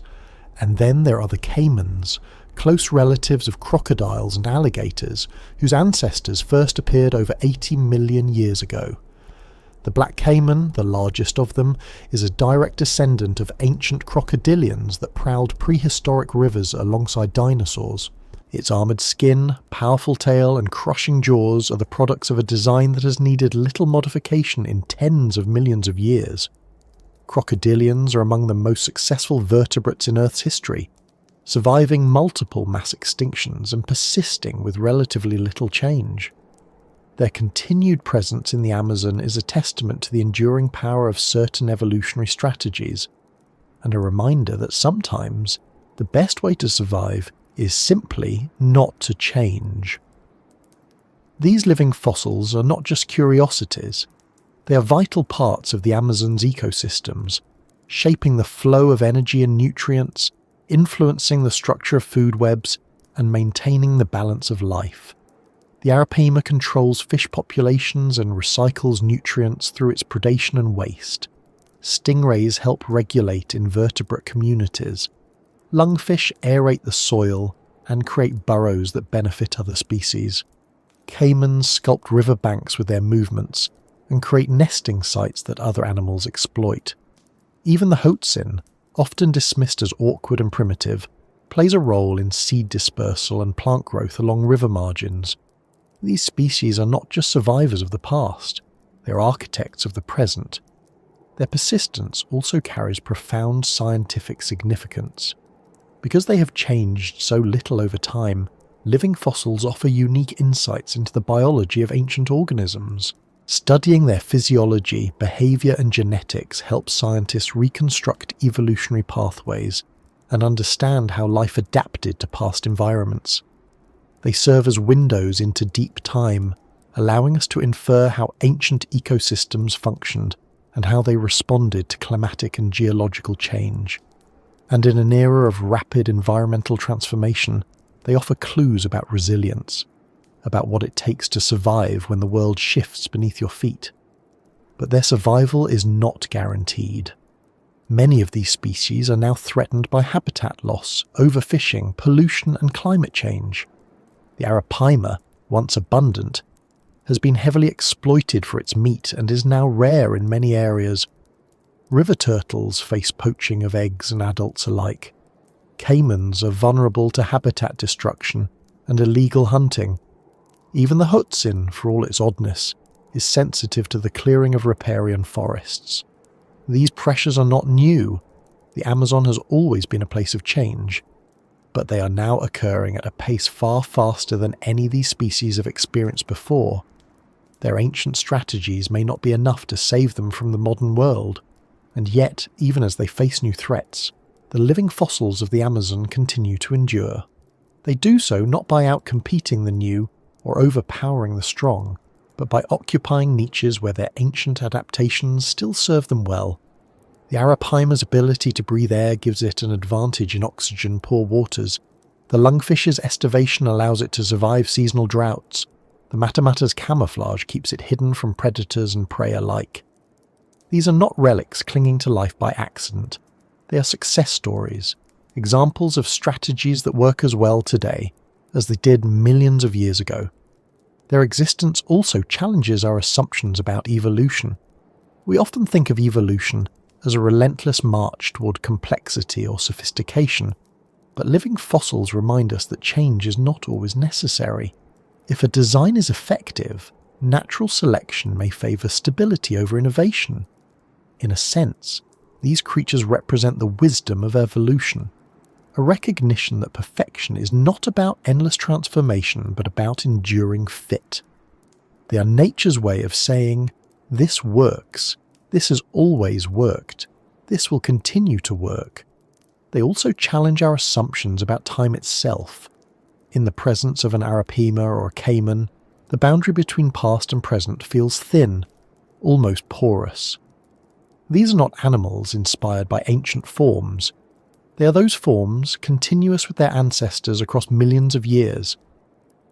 When they glide through the water or bask on a riverbank, they are not reenacting history, they are living it, and in their persistence they blur the line between the world that was and the world that is. This continuity offers more than just scientific insight, it offers perspective. We live in a time when change feels constant and relentless, when the pace of human activity reshapes landscapes and climates in decades rather than millennia. Against that backdrop, the living fossils of the Amazon are reminders of endurance, of the possibility of continuity amid upheaval. They have seen continents drift, ice sheets advance and retreat, species rise and fall. They have watched forests burn and regrow, rivers carve new paths, climates swing from greenhouse to icehouse and back again. Through it all, they have persisted, and if they can survive all that, perhaps they can survive us too, if we give them the chance. Their presence also hints at a deeper mystery. If so many ancient lineages still thrive in the Amazon, what else might linger here, undiscovered? If fish and birds and reptiles can carry their past with them so visibly, could there be others, lineages we know only from fossils, that have survived unnoticed? Could the Amazon, with its vastness and secrecy, shelter not just the descendants of ancient creatures, but perhaps the creatures themselves, unchanged beyond recognition? It is a tantalizing thought, and one that scientists do not dismiss lightly. After all, the coelacanth was known only from 65-million-year-old fossils until a living specimen was hauled from the sea in 1938. The Lothian rock rat reappeared after 11 million years in obscurity. In places less remote and less complex than the Amazon, the past has already re-emerged. Here, where the past never truly left, who knows what still moves beneath the canopy or stirs beneath the mud? As we move deeper into the basin, where the forest grows denser and the rivers twist into forgotten oxbows, the presence of these ancient survivors becomes almost comforting. They are anchors in a world that shifts too quickly, reminders that not everything yields to time. They remind us, too, that the Amazon is not just a place but a process, an ongoing story written over millions of years, with new chapters layered atop old ones but never fully erasing them. To stand on its banks or paddle through its waters is to stand at the intersection of ages, where the past breathes alongside the present and where the future is already taking shape. And somewhere out there, perhaps beyond the reach of our maps and the limits of our science, there may be other relics waiting. Perhaps they are small, tucked away in overlooked corners. Perhaps they are large and hidden by distance and fear. Perhaps they are things we have never imagined, because our imaginations are too tied to the present. Whatever they are part of the Amazon story, just as the Arapaima and the Hotsin and the Mata Mata are. They are part of the heartbeat that began long before us and will continue long after. And as long as that heartbeat persists, the living fossils of the Amazon will remain, not as relics of what was, but as living proof that the past is never truly gone. Somewhere beneath the surface of a still blackwater lagoon, a lungfish stirs from its muddy cocoon as the rains return, just as its ancestors did when the first amphibians crawled from the water. Somewhere along a riverbank, a Hudson chick grips a branch with clawed wings, echoing movements that once belonged to creatures with names like Archaeopteryx. Somewhere in the depths, an arapaima rises to breathe, its gulp breaking the surface as it has for 100 million years. These are not echoes. They are the past itself, alive and present, moving all around us. And they remind us that in the Amazon, time does not flow like a river from source to sea. It pools and eddies and sometimes flows backward, bringing with it pieces of worlds we thought were lost. For all the scientific theories, the fossil records, the genetic evidence, and the measured observations, the story of the Amazon's ancient monsters isn't complete without listening to the people who have shared their world with them the longest. Long before the first European expedition set its eyes on these rivers, before modern biology tried to catalogue its species and name its secrets, humans were already here, living, fishing, hunting, telling stories, and building cultures that grew alongside the forest. They did not arrive as strangers. They were born into this place, shaped by it, and in turn they shaped their understanding of it through memory, observation, and myth. And it is in those memories, those encounters passed down through generations, that some of the most intriguing clues to the Amazon's ancient life still reside. It is easy to overlook oral traditions when searching for evidence of hidden creatures. Science demands physical proof, bones, skins, photographs, genetic samples, and rightly so. But to dismiss the stories told by those who have lived here for thousands of years is to ignore a vast and deeply rooted archive of ecological knowledge. These are not random tales invented to pass the time around a fire. They are records, preserved and refined over centuries, often encoding keen observations of animal behaviour, seasonal cycles and rare events. When elders speak of a creature they have never seen but their ancestors warned them about, they are not always speaking metaphorically. Sometimes they are relaying something once observed and never forgotten. Consider the accounts of the mapinguari, a beast said to roam the deep forests of western Amazonia. It is described as massive, with shaggy fur, long claws, and a stench so powerful it can make a person faint. Some versions say it has a single eye, others that its mouth is on its belly. Skeptics dismiss the mapinguari as myth, a cautionary tale meant to keep people from wandering too deep into dangerous territory. But others, including some biologists, have noted striking parallels between these stories and the known characteristics of extinct giant ground sloths. Megatherium, for instance, was enormous, slow-moving, and herbivorous. It stood on its hind legs to strip branches from trees and likely had a strong musky odour. Its claws were formidable, used for pulling down vegetation rather than killing prey. The detail about the belly mouth might be symbolic or a misunderstanding of the sloth's massive chest cavity, but the rest aligns closely with paleontological reconstructions. Could the mapinguari stories preserve a cultural memory of encounters with ground sloths? Or perhaps with descendants that lingered longer than science currently believes? There are similar accounts of enormous snakes that defy the size limits of known species. Among the Shipibo-Conibo people of Peru, stories of the Yakumama, the mother of waters, are common. This creature is said to dwell in deep lakes and bend rivers to its will, surfacing without warning and swallowing large animals whole. People speak of whirlpools that formed suddenly where none existed, of waves rising in still water, of something vast and unseen moving beneath the surface. Some say the Yakumama is a spirit or a deity, a manifestation of the river itself. Others describe it as a physical creature, a serpent of impossible length and girth, rarely seen but deeply feared. These accounts, passed down over centuries, are strikingly consistent, even across communities separated by hundreds of kilometres. Whether they describe a living species, a cultural metaphor, or a mixture of both, they reflect a persistent belief that the waters harbour more than fish and caimans. Similar stories emerge from other parts of the basin. In Brazil, there are tales of the boiuna, a gigantic snake that transforms into a boat to lure travellers, only to capsize and devour them. In Colombia, the Madre del Agua is said to guard remote lakes, punishing those who disturb its waters. These stories vary in detail but share core themes: immense size, rare appearances, and a connection to the forces of nature. They may seem fantastical to outsiders, but they often arise from specific places and events: a vanished canoe, a drowned animal, an unexplained ripple in the water.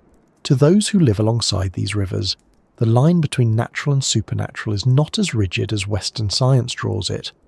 A creature can be both real and sacred, physical and spiritual, and its existence need not be proven to shape how people live with and respect their environment. Even encounters recorded by outsiders, explorers, missionaries, naturalists, echo these themes. Percy Fawcett's account of shooting a colossal anaconda on the Rio Abuna is just one of many such stories. In 1925, geographer Mariano da Silva described seeing a snake as thick as a barrel cross a river in Pará state. In 1937, engineer Vincent Roth reported a similar sighting while working on a river survey in Guyana. In the 1980s, a Brazilian army expedition claimed to have seen a snake over 10 meters long near the Juruá River. These reports vary in credibility, and none are backed by physical specimens, but they show that stories of extraordinary creatures are not confined to local folklore. Even trained observers accustomed to the forest's wildlife have occasionally reported seeing something that defies conventional explanation. It is not only serpents and sloths that appear in these accounts. River monsters are a recurring motif, from the cuero, a hide-like creature said to drag animals into the water, to the caballo marino, a horse-headed being that emerges in storms. Some of these may stem from misidentified animals: a large stingray mistaken for a hide, a surfacing manatee interpreted as a horse-like head. Others might be allegories, expressing the unpredictability and danger of the rivers. But a few stories contain details that suggest observation rather than invention. Descriptions of giant fish leaping from the water align with known behaviours of Arapaima. Tales of powerful bites crushing wooden canoes could reflect encounters with enormous Paraíba catfish. Once again, the boundaries blur. Myth shades into memory and memory shades into observation. In many indigenous cosmologies, these creatures are not just animals, but persons. Beings with agency, intelligence, and roles in the world. They are part of a web of relationships that includes humans, plants, rivers, and spirits. To Western ears, this may sound metaphorical, but it reflects a worldview in which humans are not separate from nature but embedded within it. A giant snake is not merely a biological entity. It is a force to be respected, a neighbour to coexist with, a teacher that reveals the forest's power and mystery. This perspective shapes behaviour in practical ways. People avoid certain lakes or rivers not out of superstition but caution. They approach some areas with offerings or rituals, not because they expect magic, but because it reinforces the understanding that they are guests in a space they do not fully control. Modern science, for all its skepticism, has begun to recognise the value of this knowledge. Ethnozoologists, researchers who study how different cultures understand and classify animals, have shown that indigenous communities often distinguish species that science has not yet named. In the Amazon, fishers have described distinct types of catfish or piranhas that were later confirmed as separate species. Hunters have pointed out behavioural differences among birds or mammals that turned out to reflect unrecognised diversity. If this is true for common animals, why not for rare or elusive ones? Oral traditions may contain hints of species that science has overlooked, species that are rare, localised, or so wary of humans that they rarely reveal themselves. One striking example of this dynamic involves the giant river otter, Pteronura brasiliensis. Early European explorers dismissed indigenous stories of enormous otters as fantasy. The known otter species were much smaller, and the described behaviours, coordinated group hunting, vocal communication, territorial defence, seemed exaggerated. Yet when scientists finally documented the giant otter, they found it was exactly as described: over 2 meters long, highly social and fiercely territorial. The people who had lived alongside it for centuries had known the truth all along. Science simply hadn't listened. Another example comes from the Amazonian manatee. Local people spoke of a large herbivorous creature that grazed on aquatic plants and surfaced periodically to breathe. European naturalists were skeptical, believing such animals existed only in the sea. When explorers finally captured specimens, they were astonished to find a freshwater sirenian, closely related to sea cows and dugongs. Today, the Amazonian manatee is well known to science, but for countless generations it was known only to those who shared its waters. These examples are humbling reminders that knowledge is not the sole domain of science. It exists in many forms, some oral, some written, some carved into bone or stone, some passed from parent to child through stories told beneath the stars. They also remind us that dismissing local accounts because they do not conform to scientific language risks overlooking valuable information. In the case of hidden or rare species, those accounts may be the only clues we have. Yet there is a tension here. Stories are shaped by memory, and memory is fallible. Fear, excitement, and expectation can distort perception. A fleeting glimpse of a known animal can become a tale of a monster over time. The extraordinary nature of the forest itself, its scale, its strangeness, its ability to surprise, can make even ordinary encounters feel uncanny.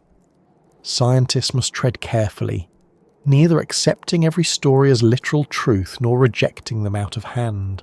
The challenge is to find a middle ground, one that respects traditional knowledge while seeking corroborating evidence. In recent decades, some researchers have begun doing just that. Collaborative projects between scientists and indigenous communities have led to discoveries that might otherwise have been missed. By following up on local reports, biologists have found new populations of rare species and even described species previously unknown to science. In some cases, fieldwork guided by oral traditions has led to rediscoveries of animals thought extinct. These efforts show that human encounters, even when filtered through myth and memory, can be valuable starting points for scientific inquiry. And then there are encounters that remain stubbornly unverified. A hunter's tale of a massive sloth-like creature glimpsed at dawn. A fisherman's account of something that rose beneath his canoe, lifting it out of the water before slipping away. A farmer's claim that livestock vanished near a remote oxbow lake, leaving behind nothing but churned mud and strange tracks. These stories may never be confirmed. They may be misinterpretations, exaggerations, or fabrications. But they persist, passed from one generation to the next, gaining weight and shape with each retelling. They become part of the forest's living memory, not evidence in the scientific sense, but testimony of another kind. What makes these stories compelling is not just their content, but their consistency. Across vast distances and among cultures with no direct contact, certain themes recur. Colossal snakes, enormous sloths, birds with wingspans that blot out the sun, fish large enough to overturn boats. The details vary, but the patterns remain. It is tempting to dismiss this as coincidence, or as a reflection of universal human fears. But it could also reflect something deeper, shared encounters with real animals that science has yet to document, or whose significance it has yet to grasp. It is worth noting too that humans themselves have changed over the millennia they have lived here. Their presence has shaped the forest, intentionally and unintentionally. They have hunted, farmed, burned and planted. They have transported species from one place to another. They have built fish weirs and raised fields, reshaped rivers and created artificial lakes.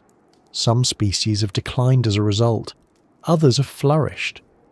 It is possible that some of the creatures described in oral traditions vanished not thousands but hundreds of years ago, casualties of human expansion. If so, the stories that persist may be not memories of the present but echoes of a recent past, a past close enough that the forest itself may still remember. The Amazon is not just an ecosystem, it is a tapestry woven from countless relationships, between species, between land and water, between humans and the world that sustains them. The stories people tell about that world are part of that tapestry. They are not separate from the forest, but expressions of it, shaped by the same forces that shape rivers and trees. And just as the rivers hide their teeth and the canopy conceals its wings, the human memory of this place conceals truths beneath layers of myth. Some of those truths may never emerge. Others may one day step into the light, proving that what we dismissed as legend was reality all along. As we listen to these stories, around fires, in dugout canoes, in village squares, we are reminded that the search for ancient monsters is not just about what science can find, it is also about what people have seen, felt, and feared for generations. It is about the ways humans make sense of a world that is vast and often beyond comprehension. It is about the relationship between knowledge and mystery, evidence and belief. And it is about humility, the humility to admit that we do not know everything, that others may know things we do not, and that the forest story is bigger than any one way of telling it. Somewhere out there, beyond the reach of roads and cell towers, someone is having an encounter right now. Perhaps they are watching a ripple spread across the surface of a lake with no wind to stir it. Perhaps they are following enormous tracks that lead into the forest and vanish without a trace. Perhaps they are staring up at a shadow that passes silently across the moon. They will tell their story, and it will join the countless others that have been told before. And maybe, just maybe, within that story is a clue, a thread that, if followed, could lead us closer to understanding what still lurks in the green heart of the Amazon. The stories humans tell about the Amazon, of colossal serpents, sky-darkening birds and forgotten giants, are as much a part of its ecosystem as the rivers and the trees. They have been told and retold around fires, whispered in hammocks beneath the stars, carved into memory as surely as the rivers carve their channels into the land. They shape how people move through the forest, where they fish and where they refuse to go, how they interpret the rustle in the undergrowth or the splash in the water. But stories alone cannot answer the question of what ancient monsters still lurk here. For that, we turn to science, to observation, to evidence, to the painstaking process of testing and verifying what is true. Yet when science meets story, the encounter is rarely simple. It is a dance, sometimes harmonious, sometimes contentious, but always revealing something deeper about how we humans try to understand a world that often defies understanding. Science begins with doubt. It is built on the assumption that what we think we know might be wrong, and that only through careful testing and repeated observation can we be confident in our conclusions. It demands evidence that can be measured, verified, and reproduced. It requires that claims, no matter how compelling or widely believed, stand up to scrutiny. This is its strength and its caution. It has given us extraordinary insights into the Amazon's biodiversity, revealing intricate food webs, uncovering species invisible to the naked eye, and reconstructing ecosystems that existed millions of years before humans arrived. Yet this same rigour can make science seem dismissive of the stories that have guided human understanding of this place for millennia. Stories, by contrast, begin with experience. They do not demand proof in the scientific sense. They emerge from what people see and feel and fear.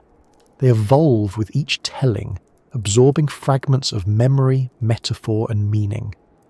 They are not static records, but living things, changing as the forest changes, adapting to new circumstances while preserving old truths. Where science is cautious, stories are bold. Where science narrows its focus, stories expand it. And where science hesitates to speak without evidence, stories speak even in the absence of proof. They fill the gaps that data cannot yet reach, offering explanations, sometimes literal, sometimes symbolic, for what lies beyond the known. The tension between these ways of knowing is not new. When the first European naturalists arrived in South America, they were inundated with stories of strange creatures, jaguars that could climb trees and swim across rivers, fish that could generate electricity strong enough to stun a man, trees that bled when cut.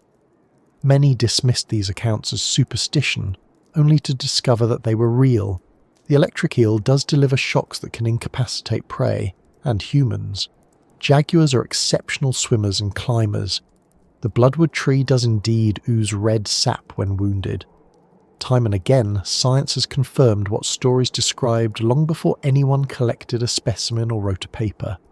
And yet, there are limits. For every story that proves true, there are others that remain unverified. Counts of monstrous snakes, bird-like predators the size of small planes, or beasts that seem to combine features of multiple animals. Science struggles with these not because it is blind to possibility, but because it is bound by its methods. It cannot declare something real without evidence, and evidence is hard to come by in a place like the Amazon. A snake that lives deep in flooded forests, appearing only at night and only for seconds at a time, is unlikely to leave behind a body or a bone. A bird that spends its life high above the canopy may die and decompose without ever falling to the forest floor.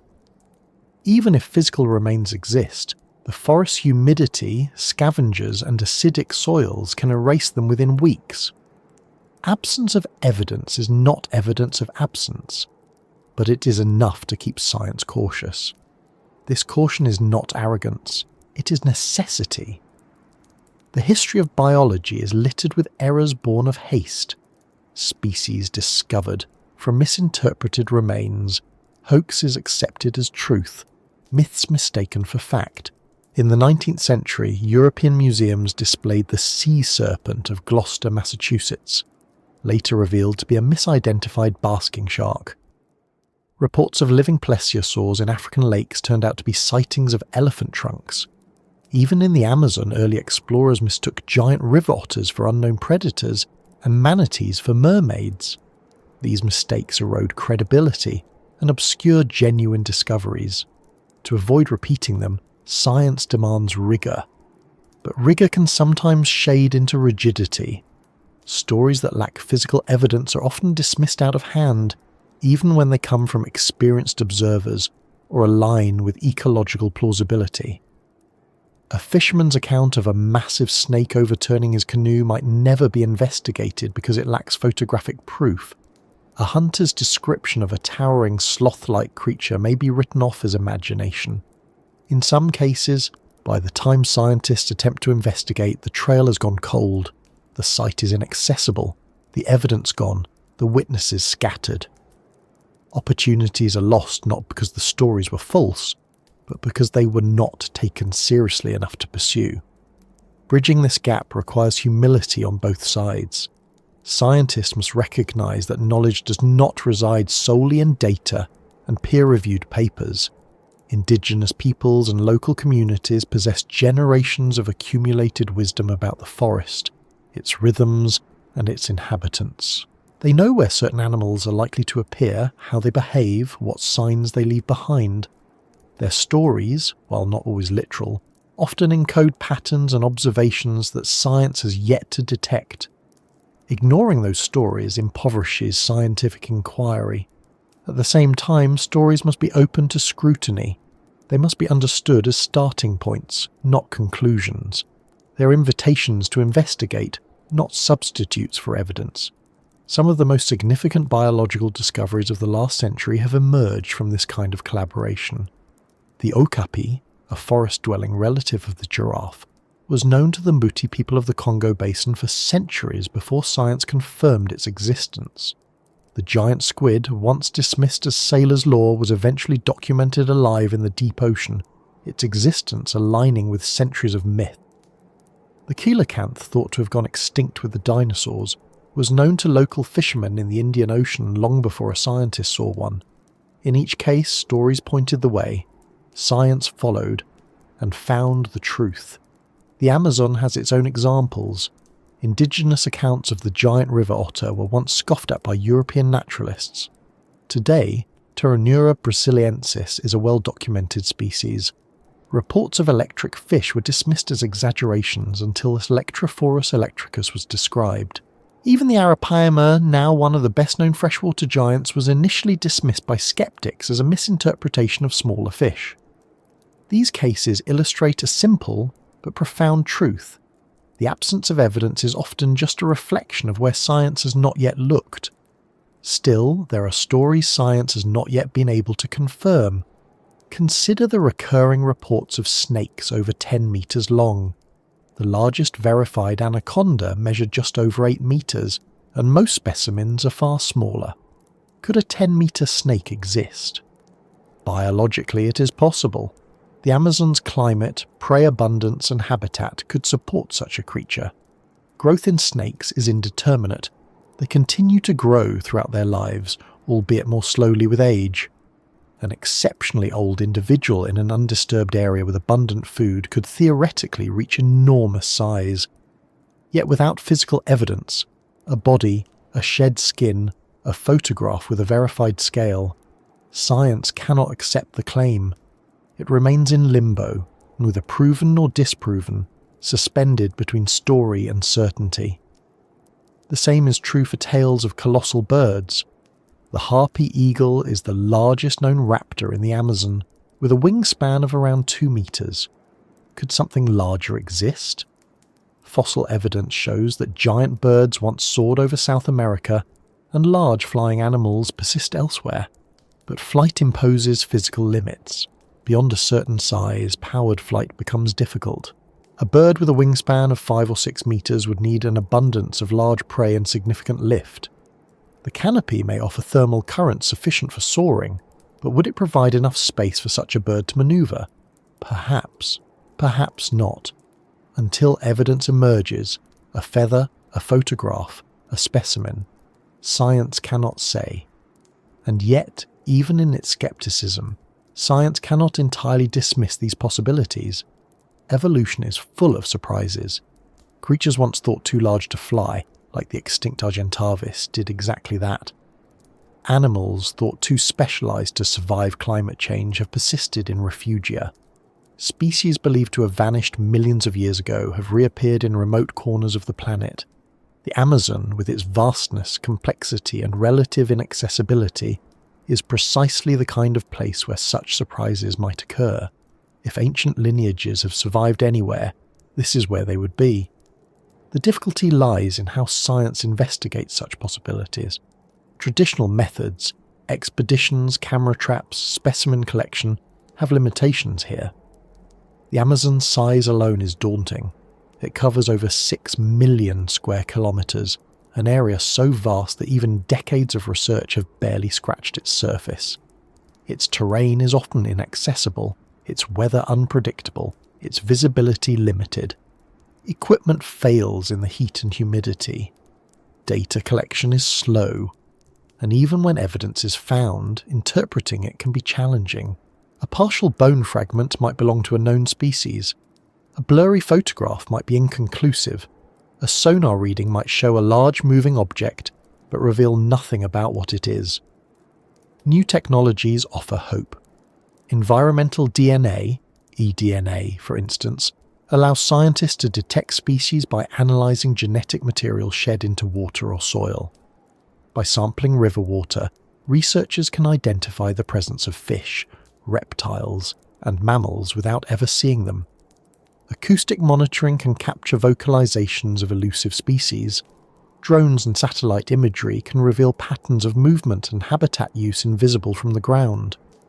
These tools are beginning to bridge the gap between story and evidence, providing ways to test claims that were once impossible to investigate. They are still blunt instruments, but they hint at a future in which the unknown might become a little less opaque. Yet even as science advances, stories remain essential. They guide where to look and how to interpret what is found. They provide context that raw data cannot. A water sample might reveal the presence of an unknown DNA sequence, but without stories hinting at what it might belong to, it remains a mystery. A strange sound recorded in the night might be dismissed as noise, unless it matches descriptions passed down through generations. Stories give shape to the unknown, and science gives those shapes form. One without the other is incomplete. The interplay between science and story is not a battle, but a conversation, one that reflects the different ways humans grapple with mystery. Science asks, what can we prove? Story asks, what have we experienced? Together they ask, what might be possible? That last question is the most powerful of all, because it is the one that keeps curiosity alive. It is the question that drove explorers into the jungle, that sends biologists slogging through swamps with heavy equipment, that compels elders to pass on tales of creatures they may never have seen but know in their bones. It is the question that unites skepticism and wonder, evidence and imagination. Perhaps the most important lesson of this dialogue is that both science and story are fallible. Science can be limited by its methods, its biases, its assumptions. It can overlook what does not fit its models. It can dismiss what it cannot explain. Stories too can mislead. They can distort, exaggerate or conflate. They can become untethered from their origins. But both are also self-correcting. Science revises itself when new evidence emerges. Stories evolve as they are retold, incorporating new observations and discarding details that no longer fit. Both, in their own ways, are attempts to navigate the unknown. The Amazon thrives on the unknown. It is what defines it, what gives it its power. It is what draws us deeper into its labyrinth, even when the path is unclear. And in that sense, the dance between science and story is not just about ancient monsters. It is about how we, as a species, relate to mystery. It is about the tension between what we know and what we long to know, between the world as it is and the world as it might be. It is about our refusal to accept that the book of life is finished, that every page has been read. And perhaps that is the real value of this conversation. Whether the monsters of story are ever proven to exist may matter less than the fact that they keep us searching. They remind us that the world is larger than our current understanding, that there are still places where the map fades into blank space. They push science to look harder, to question assumptions, to innovate. They remind story to ground itself in observation, to listen to the land as well as the imagination. And in doing so, they keep the mystery alive, not as a void to be filled, but as a space to explore. Somewhere out there, beyond the reach of our instruments and our certainty, the truth waits. Perhaps it is a snake longer than any yet measured, coiled beneath a mat of floating vegetation. Perhaps it's a bird soaring above the canopy, its wings cutting through clouds unseen by human eyes. Perhaps it is something stranger still, something we have no words for yet. Science will seek it with data. Story will seek it with wonder. And between them, perhaps, they will find it. The forest, meanwhile, remains silent on the matter. It does not care whether we prove or disprove the monsters that haunt our stories. It simply continues, as it always has, to harbour life in all its forms, known and unknown, measured and imagined. And as long as it does, the conversation between science and story will continue too, unfolding like the river's current, always moving, always shifting, always leading us deeper into the heart of the unknown. The Amazon is full of life that science has described and catalogued, yet it is also full of creatures that slip between the cracks of certainty, existing more in possibility than in proof. They are the monsters that linger, not always seen, not always measurable, but present in stories, in glimpses, in the uneasy feeling that something vast and hidden still moves beyond the reach of light. Some would say these monsters persist because people exaggerate, or because myths are powerful, or because the mind bends shadows into shapes it already fears. But there is something deeper at work here, something that goes beyond psychology or folklore. Monsters linger in the Amazon not because they are convenient fictions, but because the very conditions of this place allow them to. Its scale, its age, its complexity, and its secrecy combine to make it a sanctuary for both ancient creatures and the idea of them. To begin with, there is the immensity. The Amazon basin sprawls across more than 6 million square kilometres, larger than the continental United States, a mosaic of rivers, forests, swamps and savannas so vast that no human could ever know it all. Even with satellites, drones and decades of exploration, vast portions of this landscape remain essentially untouched. Villages exist in isolation, some of them still unknown to the outside world. Rivers carve new paths, creating oxbow lakes and cutting off old channels. Floods transform the terrain yearly, drowning forests and then exposing them again. In such a setting, it is easy to imagine how a species could exist beyond our notice, appearing only rarely at the edges of human life. Immensity itself becomes a shield, a refuge for the improbable. Then there is the canopy, that green roof stretching unbroken for thousands of kilometres. The forest floor is dense, dark, and difficult to traverse. The canopy above is a separate world entirely, a labyrinth of leaves, vines and branches alive with birds, monkeys, insects and reptiles. Between these two layers are countless niches, flooded forests, shadowed understories, tangled mid-level branches. Each layer is a universe in itself, and the connections between them are not always obvious. A creature that spends its life in the canopy may never be seen by those below. One that lives in the water may only surface at night. One that moves through the swamp may leave no trace but a ripple. With so many layers and hiding places, the forest becomes less a stage where all creatures are visible, and more a maze where the unseen is as real as the seen. Secrecy is built into the Amazon's very biology. Many animals here are experts at remaining hidden, not through active avoidance but through design. Sloths move so slowly that algae grows on their fur, blending them into the branches. Jaguars slip through the undergrowth almost silently, their spotted coats breaking their outlines into fragments of light and shadow. Electric fish navigate the darkest waters without ever revealing themselves to sight. Even plants cloak themselves. Orchids that look like rotting meat to attract flies, vines that mimic the leaves of their hosts, trees that hide their flowers high above the ground. In such a world, invisibility is a strategy, and it works. If the animals we know employ it so effectively, why not those we suspect? Why not the giants we half believe in? Why should they not also move unseen, concealed not by magic but by the same tricks that everything else here uses? Time adds another layer. The Amazon is not a young ecosystem. It has existed in one form or another for tens of millions of years. Species have risen, flourished, and vanished here while others have endured almost unchanged.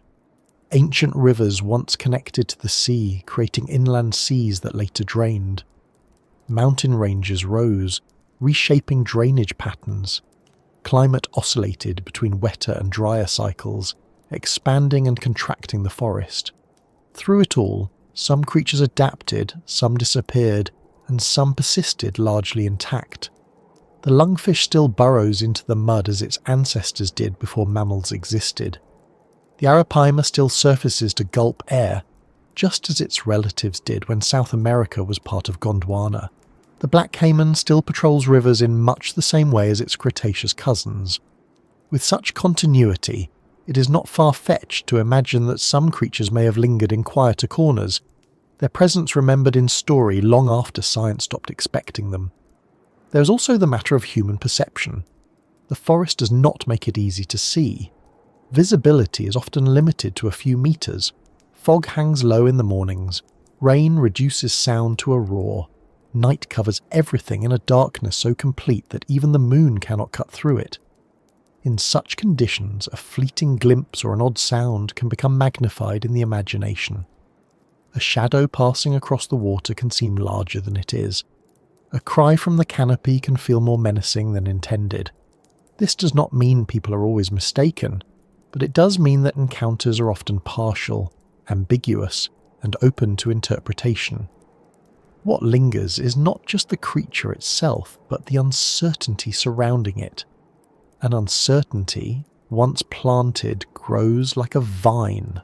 wrapping itself around every unexplained movement and every half-seen shape. Yet the persistence of monsters in the Amazon is not just a matter of environment and perception. It is also about the role they play in human thought. Monsters embody the unknown. They give form to fears and fascinations that would otherwise remain abstract.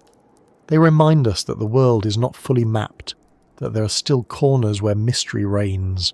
In this sense, monsters are less about biology and more about possibility. They are the embodiments of our suspicion that reality is stranger than it seems. And in a place like the Amazon, where every year new species are discovered, where even common animals reveal unexpected behaviours, where fossils hint at giants that once roamed, that suspicion feels less like fantasy and more like common sense. This is why the monsters linger. They are supported by the environment, hidden by the forest's vastness and secrecy. They are reinforced by culture, kept alive in stories told and retold, each one a thread connecting the present to the past. They are sustained by psychology, nourished by uncertainty and the human tendency to magnify what cannot be explained. And they are justified by science itself, which, for all its rigour, must admit that it has not yet seen everything, that it has not yet measured every river, sampled every species, or catalogued every sound. Until it does, the possibility remains. And as long as possibility remains, so too do the monsters. Even the most sceptical biologist must acknowledge the Amazon's capacity for surprise. Within the last few decades, scientists have described new species of primates, birds, reptiles and fish, some of them large and conspicuous by any measure. In 2016, a new species of river dolphin was described in Brazil. In 2017, a previously unknown species of giant freshwater stingray was found in Peru. Entire groups of insects and plants continue to be catalogued at a pace that suggests we are nowhere near finished. Each new discovery chips away at the assumption that the Amazon is fully known. Each one reminds us that the forest is vast enough, complex enough, and old enough to harbour the unexpected. What lingers, then, is not just the creatures themselves, but the recognition that the unknown is not an empty category. It is not a placeholder for things we will eventually explain away. It is a domain in its own right, one that continues to shape how we think, how we tell stories, and how we search. The monsters of the Amazon linger because they belong to that domain. They are the symbols we give to the mysteries we cannot yet resolve. And until every corner of the forest has been explored, until every river has been traced, until every sound has been matched to a source, they will remain here, lurking not just in the water or the canopy, but in the space between what we know and what we suspect.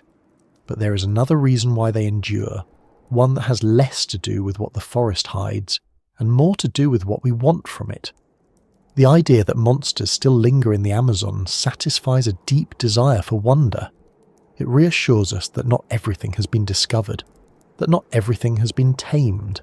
In a world where satellites track our movements and algorithms predict our choices, the thought that something immense and unknown still moves through the jungle is strangely comforting. It means that mystery survives. It means that we have not yet reached the end of the story. For many, that is reason enough to believe. This is not to say that belief is uncritical or blind. People here know the forest intimately. They know the difference between a caiman splash and a snake's. They know the calls of birds and the cries of monkeys. They are not easily fooled. When they say they have seen something out of the ordinary, it is not because they mistake every shadow for a monster. It is because, in a life spent among the ordinary, they have encountered something that does not fit. That mismatch between expectation and perception, between knowledge and anomaly, is what gives monsters their staying power. They are the residue of experiences that cannot be dismissed, even if they cannot be explained. And so they linger, not as phantoms clinging to superstition, but as possibilities anchored in experience. They are reminders that science has more work to do, that stories still carry truths, that the forest still has secrets. They are, in a way, collaborations between the Amazon itself and the human imagination, The forest provides the glimpses, the signs, the oddities, and the imagination fills in the rest. The result is something that is neither entirely real nor entirely unreal, but something in between, something that persists in memory and conversation, and curiosity, something that lingers. If the Amazon teaches anything, it is patience. The forest does not reveal itself all at once. It offers fragments, a rustle here, a ripple there, a flash of colour, a half-heard cry. It asks us to live with uncertainty, to accept that not every question has an answer, not every story has an ending. It asks us to wait, to watch, to keep looking. And while we wait, the monsters remain, slipping through the gaps in our knowledge, coiled in the silence between what we know and what we long to know. They linger because the Amazon is not finished with us yet. It is still writing its story, and we are only beginning to read it. The monsters are the bookmarks, the reminders that there are chapters we have not yet opened, pages we have not yet turned.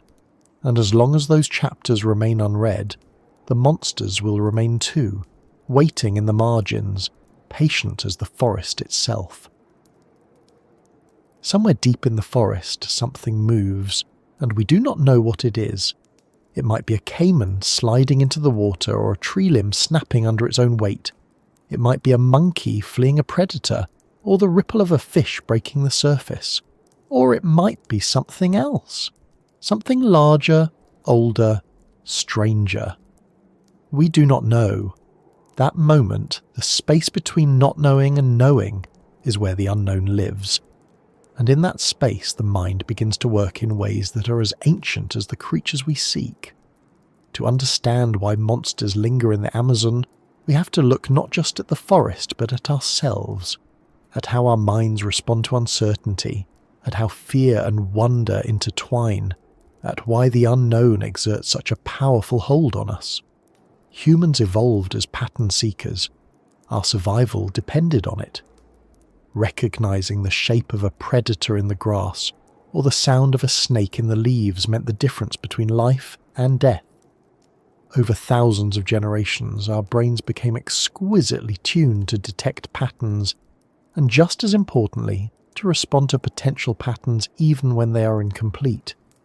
A rustle in the bushes might be the wind, but it could also be a jaguar. Evolution favoured those who assumed the worst and acted accordingly. The cost of a false alarm was small. The cost of a missed threat could be fatal. This bias remains with us. Even now, we're more likely to see agency where none exists, to imagine intention behind random movement, to turn shadows into shapes. In the forest, this means we are predisposed to interpret ambiguous stimuli as something significant, and often something dangerous. This is one reason why stories of monsters persist. The unknown triggers a cascade of psychological responses designed to keep us safe. Uncertainty activates the amygdala, the brain's fear center, heightening our alertness and sensitivity to threat. It sharpens our senses, quickens our heartbeat, floods our bodies with adrenaline. It also narrows our attention, focusing us on potential danger at the expense of everything else. In the dense, shadowed world of the Amazon, where visibility is low and sounds carry strangely, this heightened state can be constant. A splash, a rustle, a shadow. Each can set the imagination racing. And once the possibility of something extraordinary is introduced, the mind fills in the gaps. But fear is only part of the story. Curiosity plays its role too, and it is just as deeply rooted in our nature. Curiosity drives us to explore, to learn, to push beyond the familiar. It has been as essential to our survival as fear. Without curiosity, we would never have ventured beyond the safety of the known. We would never have crossed rivers, climbed mountains, or sailed into open seas. We would never have discovered fire or language or agriculture. The unknown is both threat and opportunity, both danger and discovery. It terrifies us and draws us in, often at the same time. That tension, the simultaneous urge to flee and to approach, is what gives the unknown its power. The Amazon amplifies that tension. It is a place where the unknown is not an occasional visitor but a constant companion.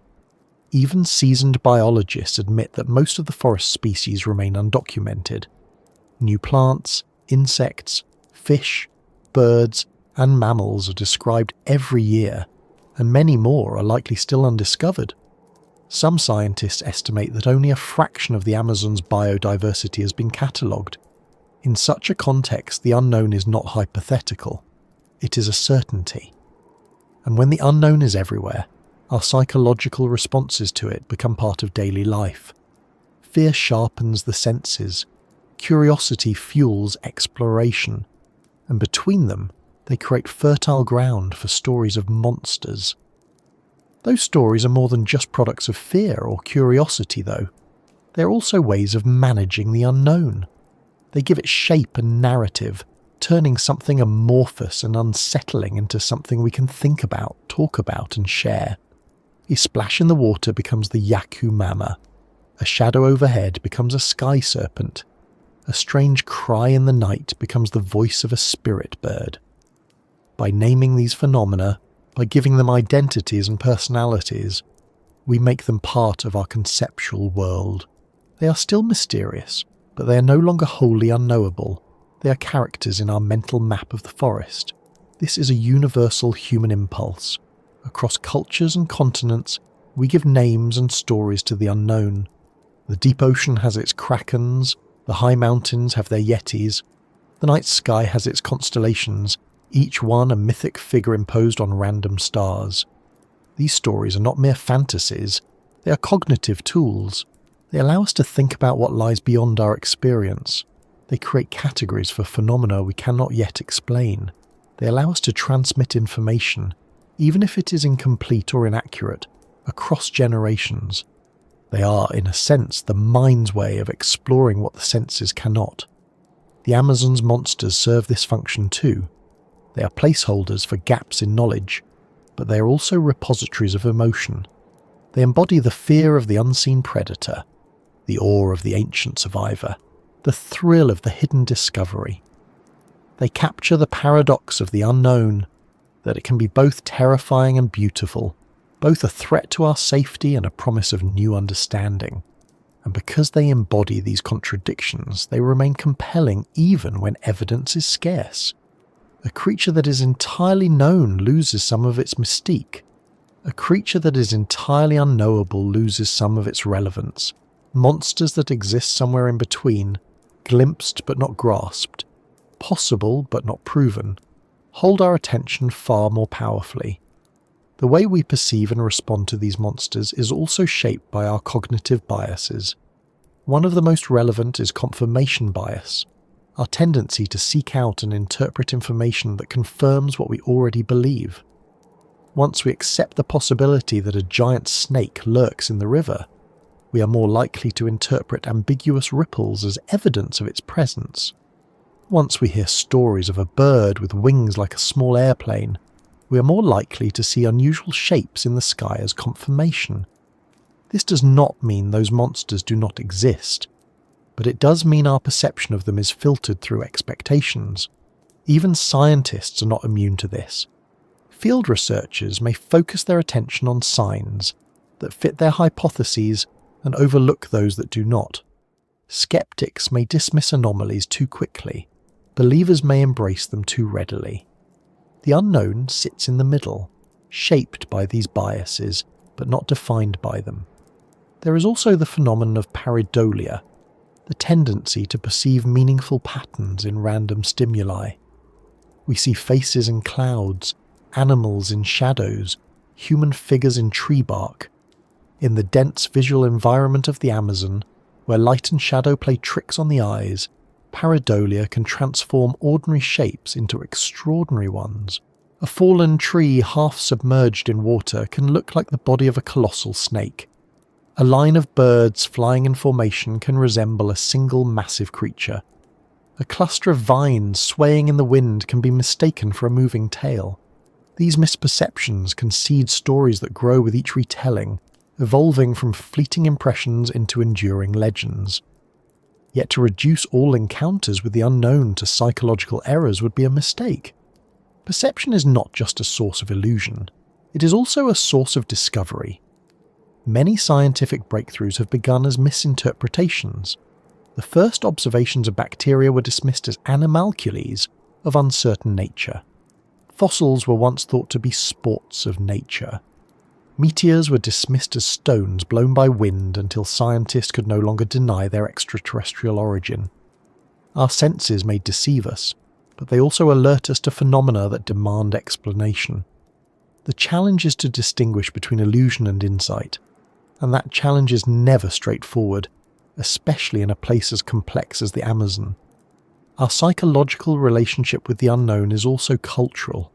How we interpret ambiguous experiences depends on the stories we inherit, the symbols we use, the fears and hopes embedded in our worldview. A ripple in the water may mean danger to one person, opportunity to another, a message from the spirits to a third. The same phenomenon can be woven into radically different narratives. This is why the monsters of the Amazon take so many forms: serpents, birds, sloths, spirits, hybrids. They are shaped not only by what is seen, but by how it is understood, and that understanding is shaped by the interplay of memory, belief, and experience.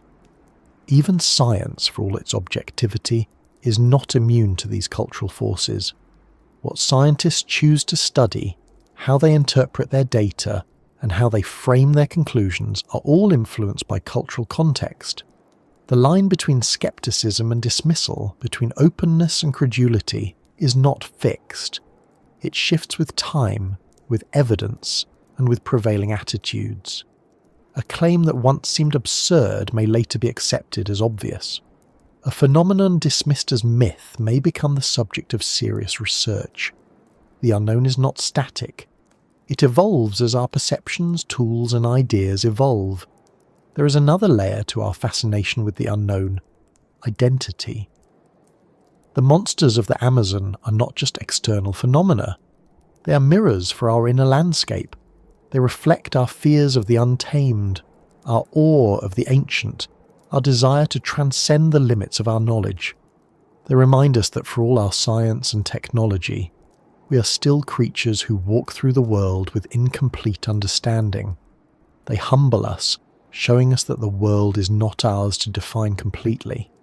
They also inspire us, suggesting that there is more to discover, more to learn, more to imagine. In this way, the unknown becomes not just a feature of the external world, but a fundamental part of the human condition. This is why stories of monsters persist even when evidence is scarce. They are not just about the creatures themselves, they are about us, about how we navigate uncertainty, about how we balance fear and curiosity, about how we construct meaning in a world that often defies explanation. They are about the need to believe that there is still more to the story, that we have not yet reached the end of what is possible. They are, in a sense, acts of hope. They suggest that the world is larger, older, and stranger than we can comprehend, and that we too are larger, older, and stranger than we know. The Amazon magnifies all of this. It is not just a setting for stories of the unknown. It is a participant in them. Its scale overwhelms our senses.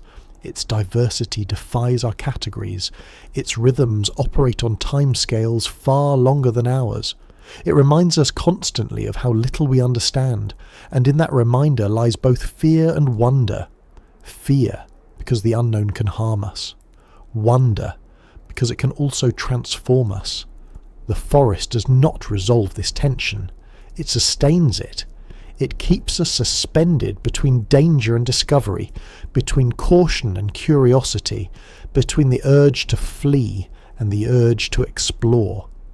Some might argue that as science advances, the unknown will recede, that monsters will vanish as explanations replace them. But this is unlikely. The unknown is not a finite territory to be conquered. It is an ever-shifting frontier. As we solve one mystery, others emerge. As we map one layer of complexity, deeper layers reveal themselves. The Amazon will always harbour unknowns, not because we are incapable of understanding it, but because it is vast enough and dynamic enough to ensure that there is always more to learn. monsters may change shape, from serpents in rivers to microbes in soil, from legendary birds to undiscovered chemical compounds. But they will not disappear. They will evolve with our knowledge, always staying just beyond its reach. And so we continue to peer into the shadows, listening for splashes and rustles and cries, wondering what moves beyond the edge of sight. We continue to tell stories, to search for evidence, to balance skepticism with imagination. We continue to live with the unknown, not as an enemy to be conquered, but as a companion to be engaged. It is, after all, what brought us here. Curiosity about what lies beyond the next bend in the river, fear of what might lurk in the dark, hope for what we might discover if we are brave enough to look. Somewhere out there, something moves, and we do not know what it is. Perhaps it is a caiman, or a falling branch, or nothing at all. Perhaps it is something stranger, something ancient, something that has been here far longer than we have. We do not know, and that in the end is the point. The unknown is not a problem to be solved. It is the condition that makes exploration possible, that makes discovery meaningful, that keeps our minds alert and our imaginations alive. It is the reason we tell stories and the reason we do science. It is the reason monsters linger, not just in the forest, but in us. The Amazon, in all its depth and immensity, will always be a landscape of the unknown. It will always challenge us, humble us, and lure us deeper. It will always offer glimpses of things we cannot explain and traces of things we cannot name.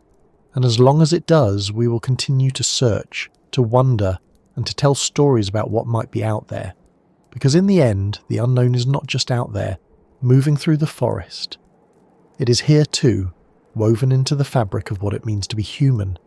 It is the shadow behind every question, the spark behind every discovery, the heartbeat behind every story. And it is why, when we look into the green depths of the Amazon and ask what ancient monsters still lurk there, we cannot quite bring ourselves to say, none. Somewhere in the vastness of the Amazon, far from the towns and trails, there are places where time seems to stand still.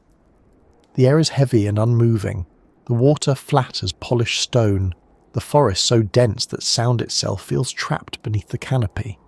In these places, the noise of the human world, the engines and machines, the schedules and signals, falls away until it is nothing.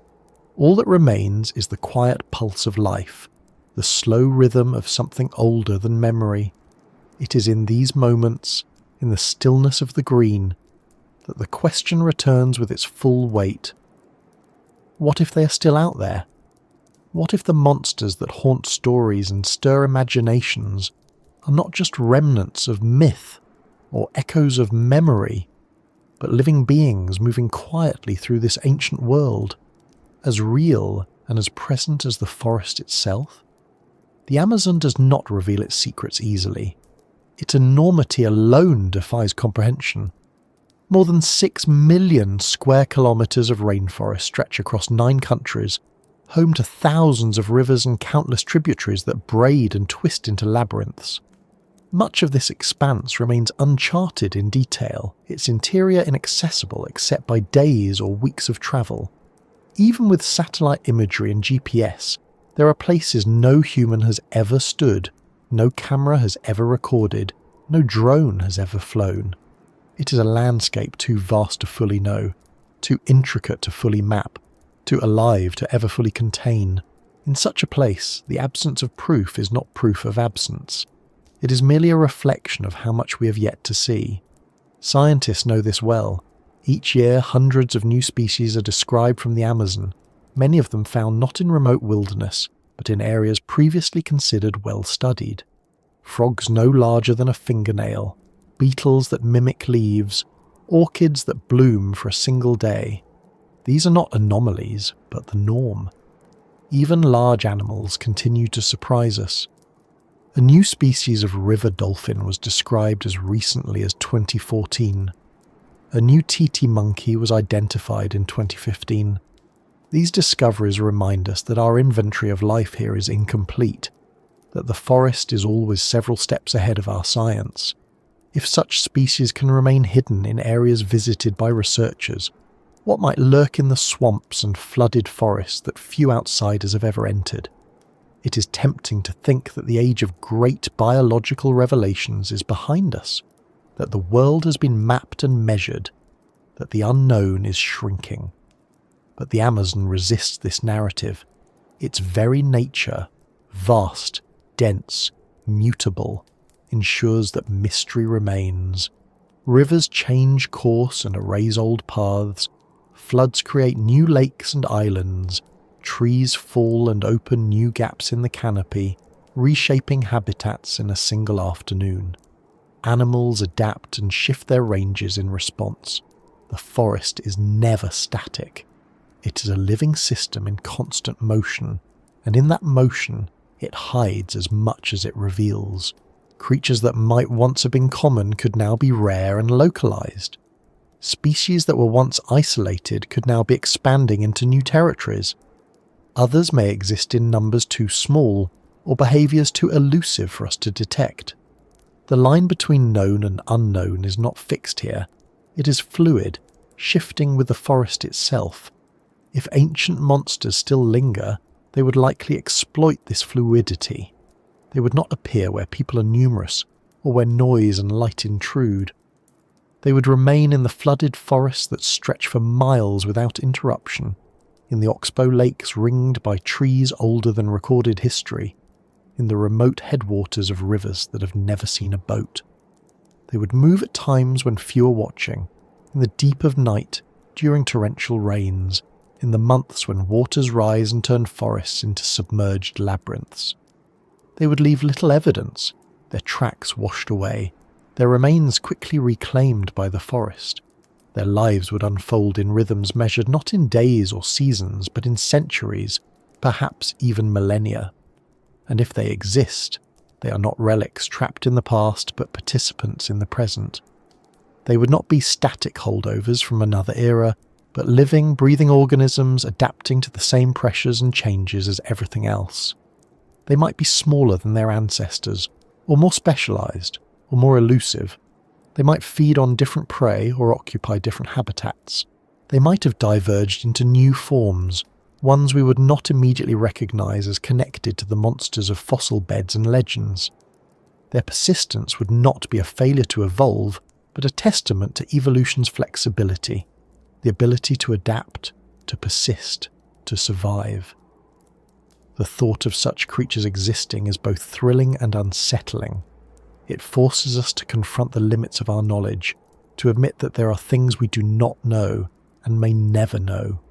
It also invites us to reconsider our place in the story of life. We tend to think of ourselves as the culmination of that story, the ones who have mapped and named and understood. But if ancient monsters still move beneath the Amazon's canopy, then the story is still unfolding, and we are just one small part of it. Our species is a recent arrival here, a brief chapter in a saga that has been written over tens of millions of years. The forest remembers worlds we have never seen, climates we have never experienced, creatures we have never imagined. If some of those creatures are still here, they are not intruders in our world. We are intruders in theirs. What would it mean if we found them? The answer depends on what we seek. For science, it would be a revolution. The discovery of a lineage thought extinct for millions of years would reshape our understanding of evolution, biogeography, and ecology. It would offer new insights into how life persists through environmental upheaval, how species adapt to change, how ecosystems maintain stability over deep time. It might reveal biological traits with applications we cannot yet foresee, new molecules, new physiological adaptations, new evolutionary strategies. For culture, it would be a reaffirmation of something we have always intuited, that the world is bigger and stranger than we think, that there are still mysteries left to encounter, that wonder has not vanished from the earth. It would also raise difficult questions. How would we protect such creatures once they were known? How would we balance the desire to study them with the need to preserve their habitats? How would we navigate the tension between scientific curiosity and cultural reverence, between the impulse to understand and the responsibility to respect? These questions have no easy answers, and they are not hypothetical.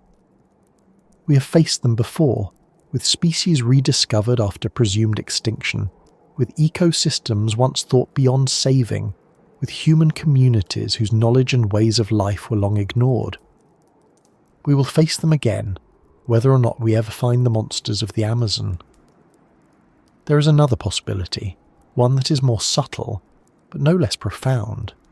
It is possible that the monsters still out there are not entirely biological. They may be hybrids of biology and story, real animals amplified by imagination, rare encounters magnified by memory.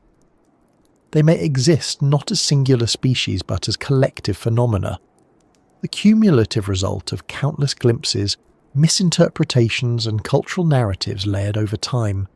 If so, their significance is no less real. They still shape how people interact with the forest. They still influence where we go and what we fear. They still inspire exploration and curiosity.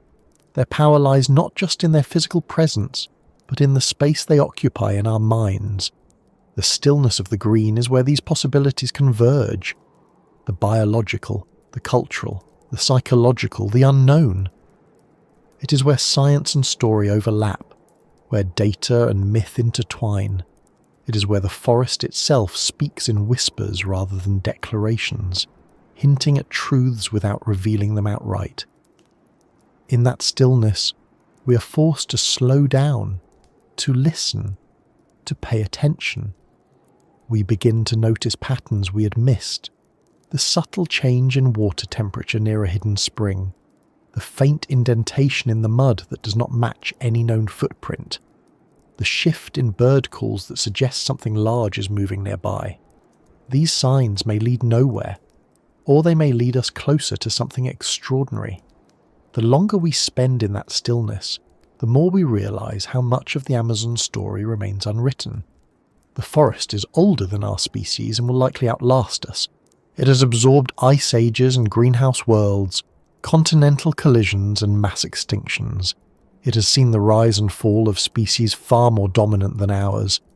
To imagine that we have already uncovered all its secrets is arrogance.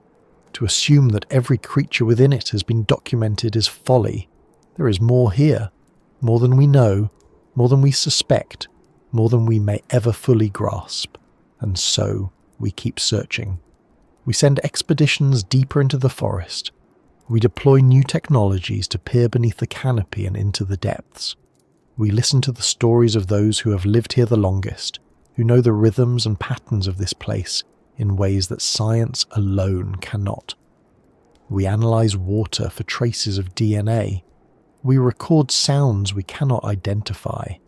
We examine fossils and reconsider what they tell us about the past and the present.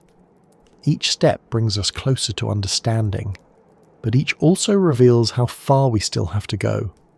Perhaps one day we will find something, a carcass washed up on a riverbank, a shed skin far larger than any known, a sound that cannot be attributed to any documented species.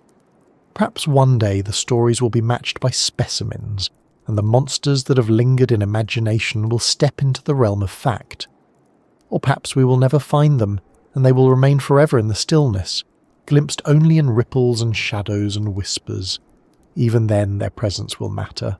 Even then they will shape how we see the forest, how we think about the unknown, how we understand our place in a world far older and deeper than we are.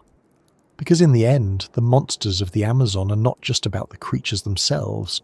They are about us, about our desire to know, our willingness to wonder, our capacity to live with uncertainty. They are about the stories we tell and the questions we ask. They are about the humility that comes from recognizing that we are not masters of this world but participants in it, temporary guests in a place that has existed for eons. They are about the possibility that mystery is not something to be eliminated, but something to be cherished, that the unknown is not a void to be filled but a presence to be engaged. In the stillness of the green, as the river slides silently through the trees and the canopy breathes above, we are reminded of how little we know and how much there is left to discover. We are reminded that the world is vast and complex and full of surprises. We are reminded that the monsters we seek may be real or imagined or something in between, but that their existence, in whatever form, enriches our understanding of this place and of ourselves.